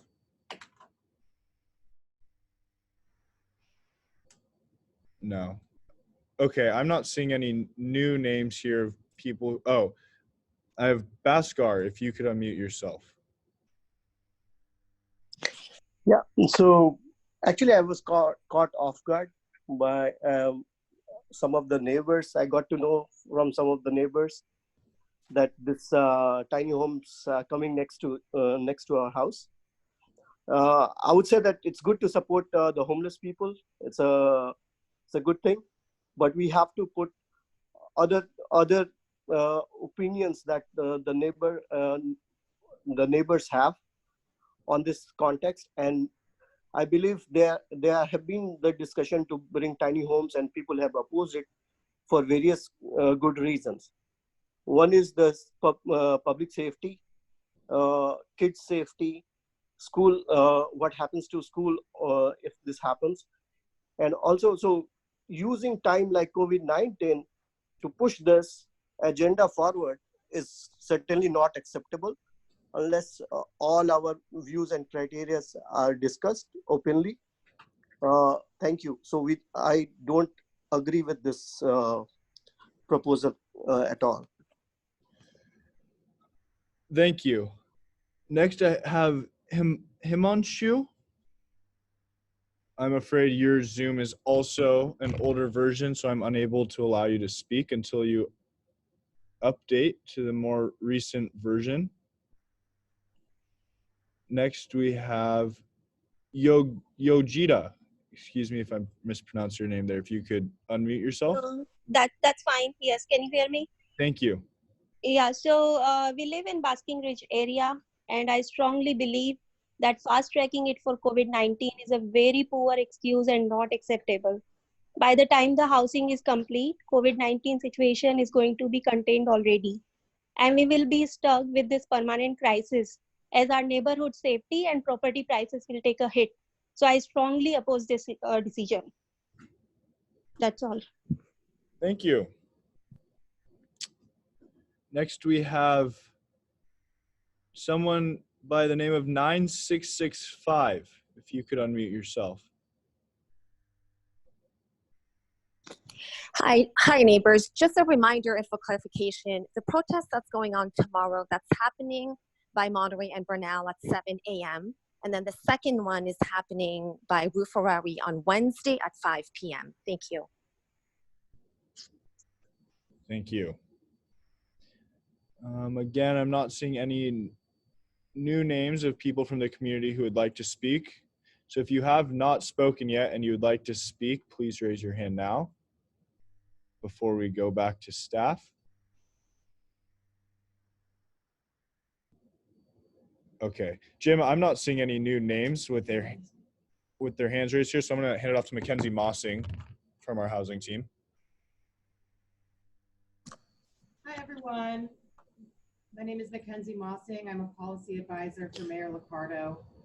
You might be on mute. We can hear her. It's just low audio. Sorry. Turn on the sound on yours. Good. Can you hear me better now, Jim? Yes. Okay. So on behalf of the mayor, I just wanted to thank everyone again for soliciting your comments tonight and sharing your feedback. We really appreciate the passion that you have for your community, and we understand your concerns. So Jim, I was hoping maybe you could display again where people can find the FAQ if they would like to revisit that page. We'll do that, yeah.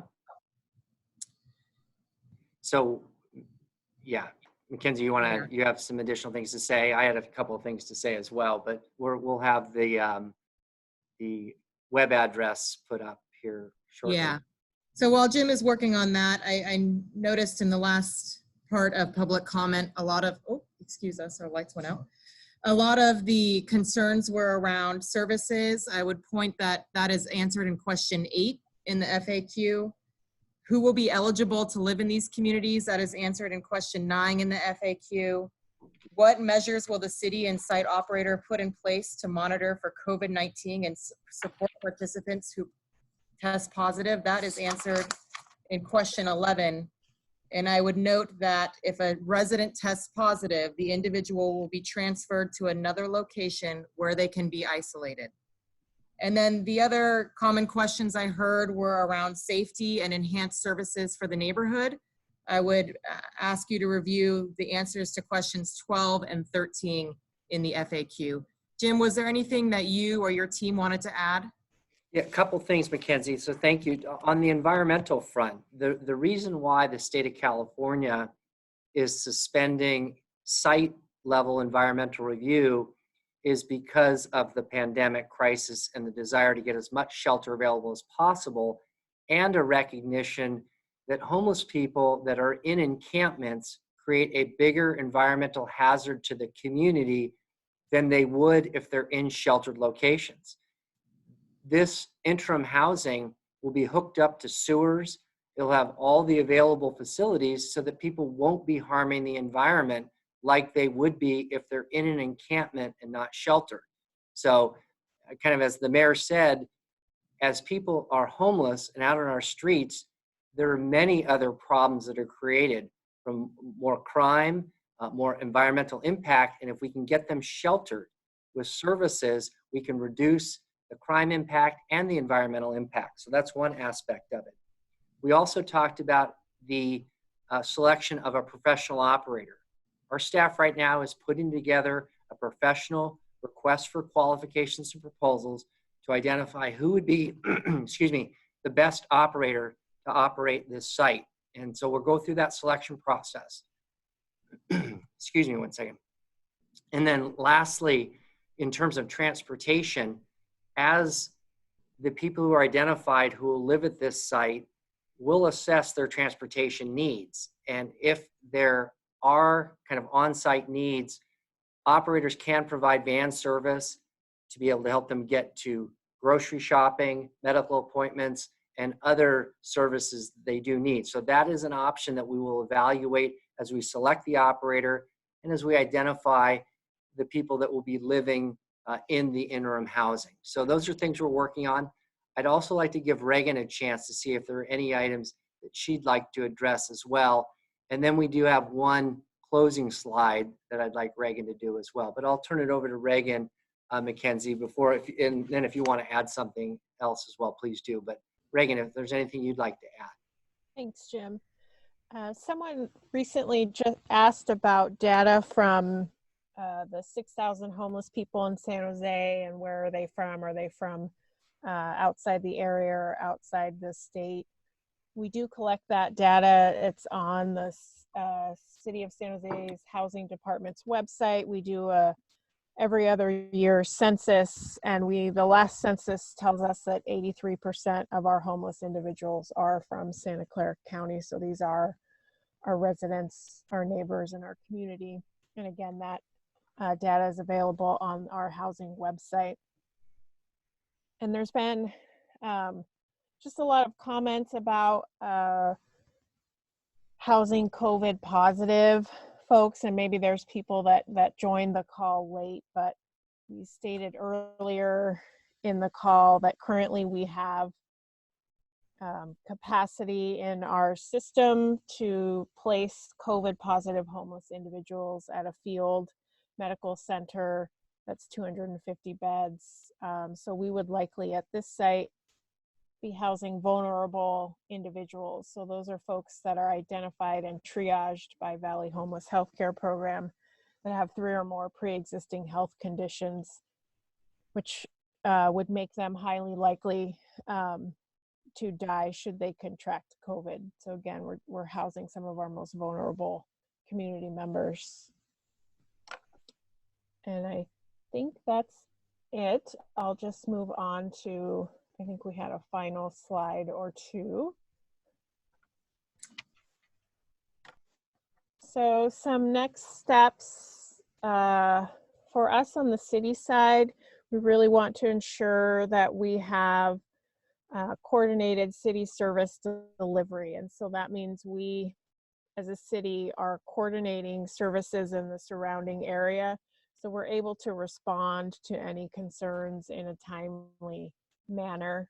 And that's an effort that's really led out of the city manager's office so that they can coordinate services across multiple departments. Second, we will be forming a community advisory committee.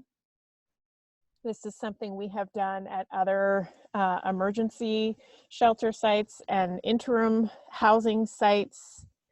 The group meets at a regular frequency that's determined by the committee.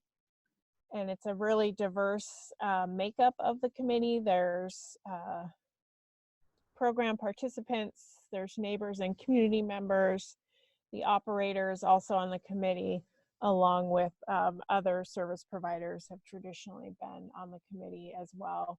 And really the purpose is to provide input on the operations and any challenges that we're having, make suggestions for improvements, and also to just identify and celebrate successes. Next slide. Finally, we do have a way to keep people engaged and receive regular updates on these sites. There is an ability to sign up for email updates on the housing department's website, and you can see that link on the slide. That's it. So Mackenzie, that completes our presentation, and maybe we'll turn it back to you to see if you have any final comments you want to make.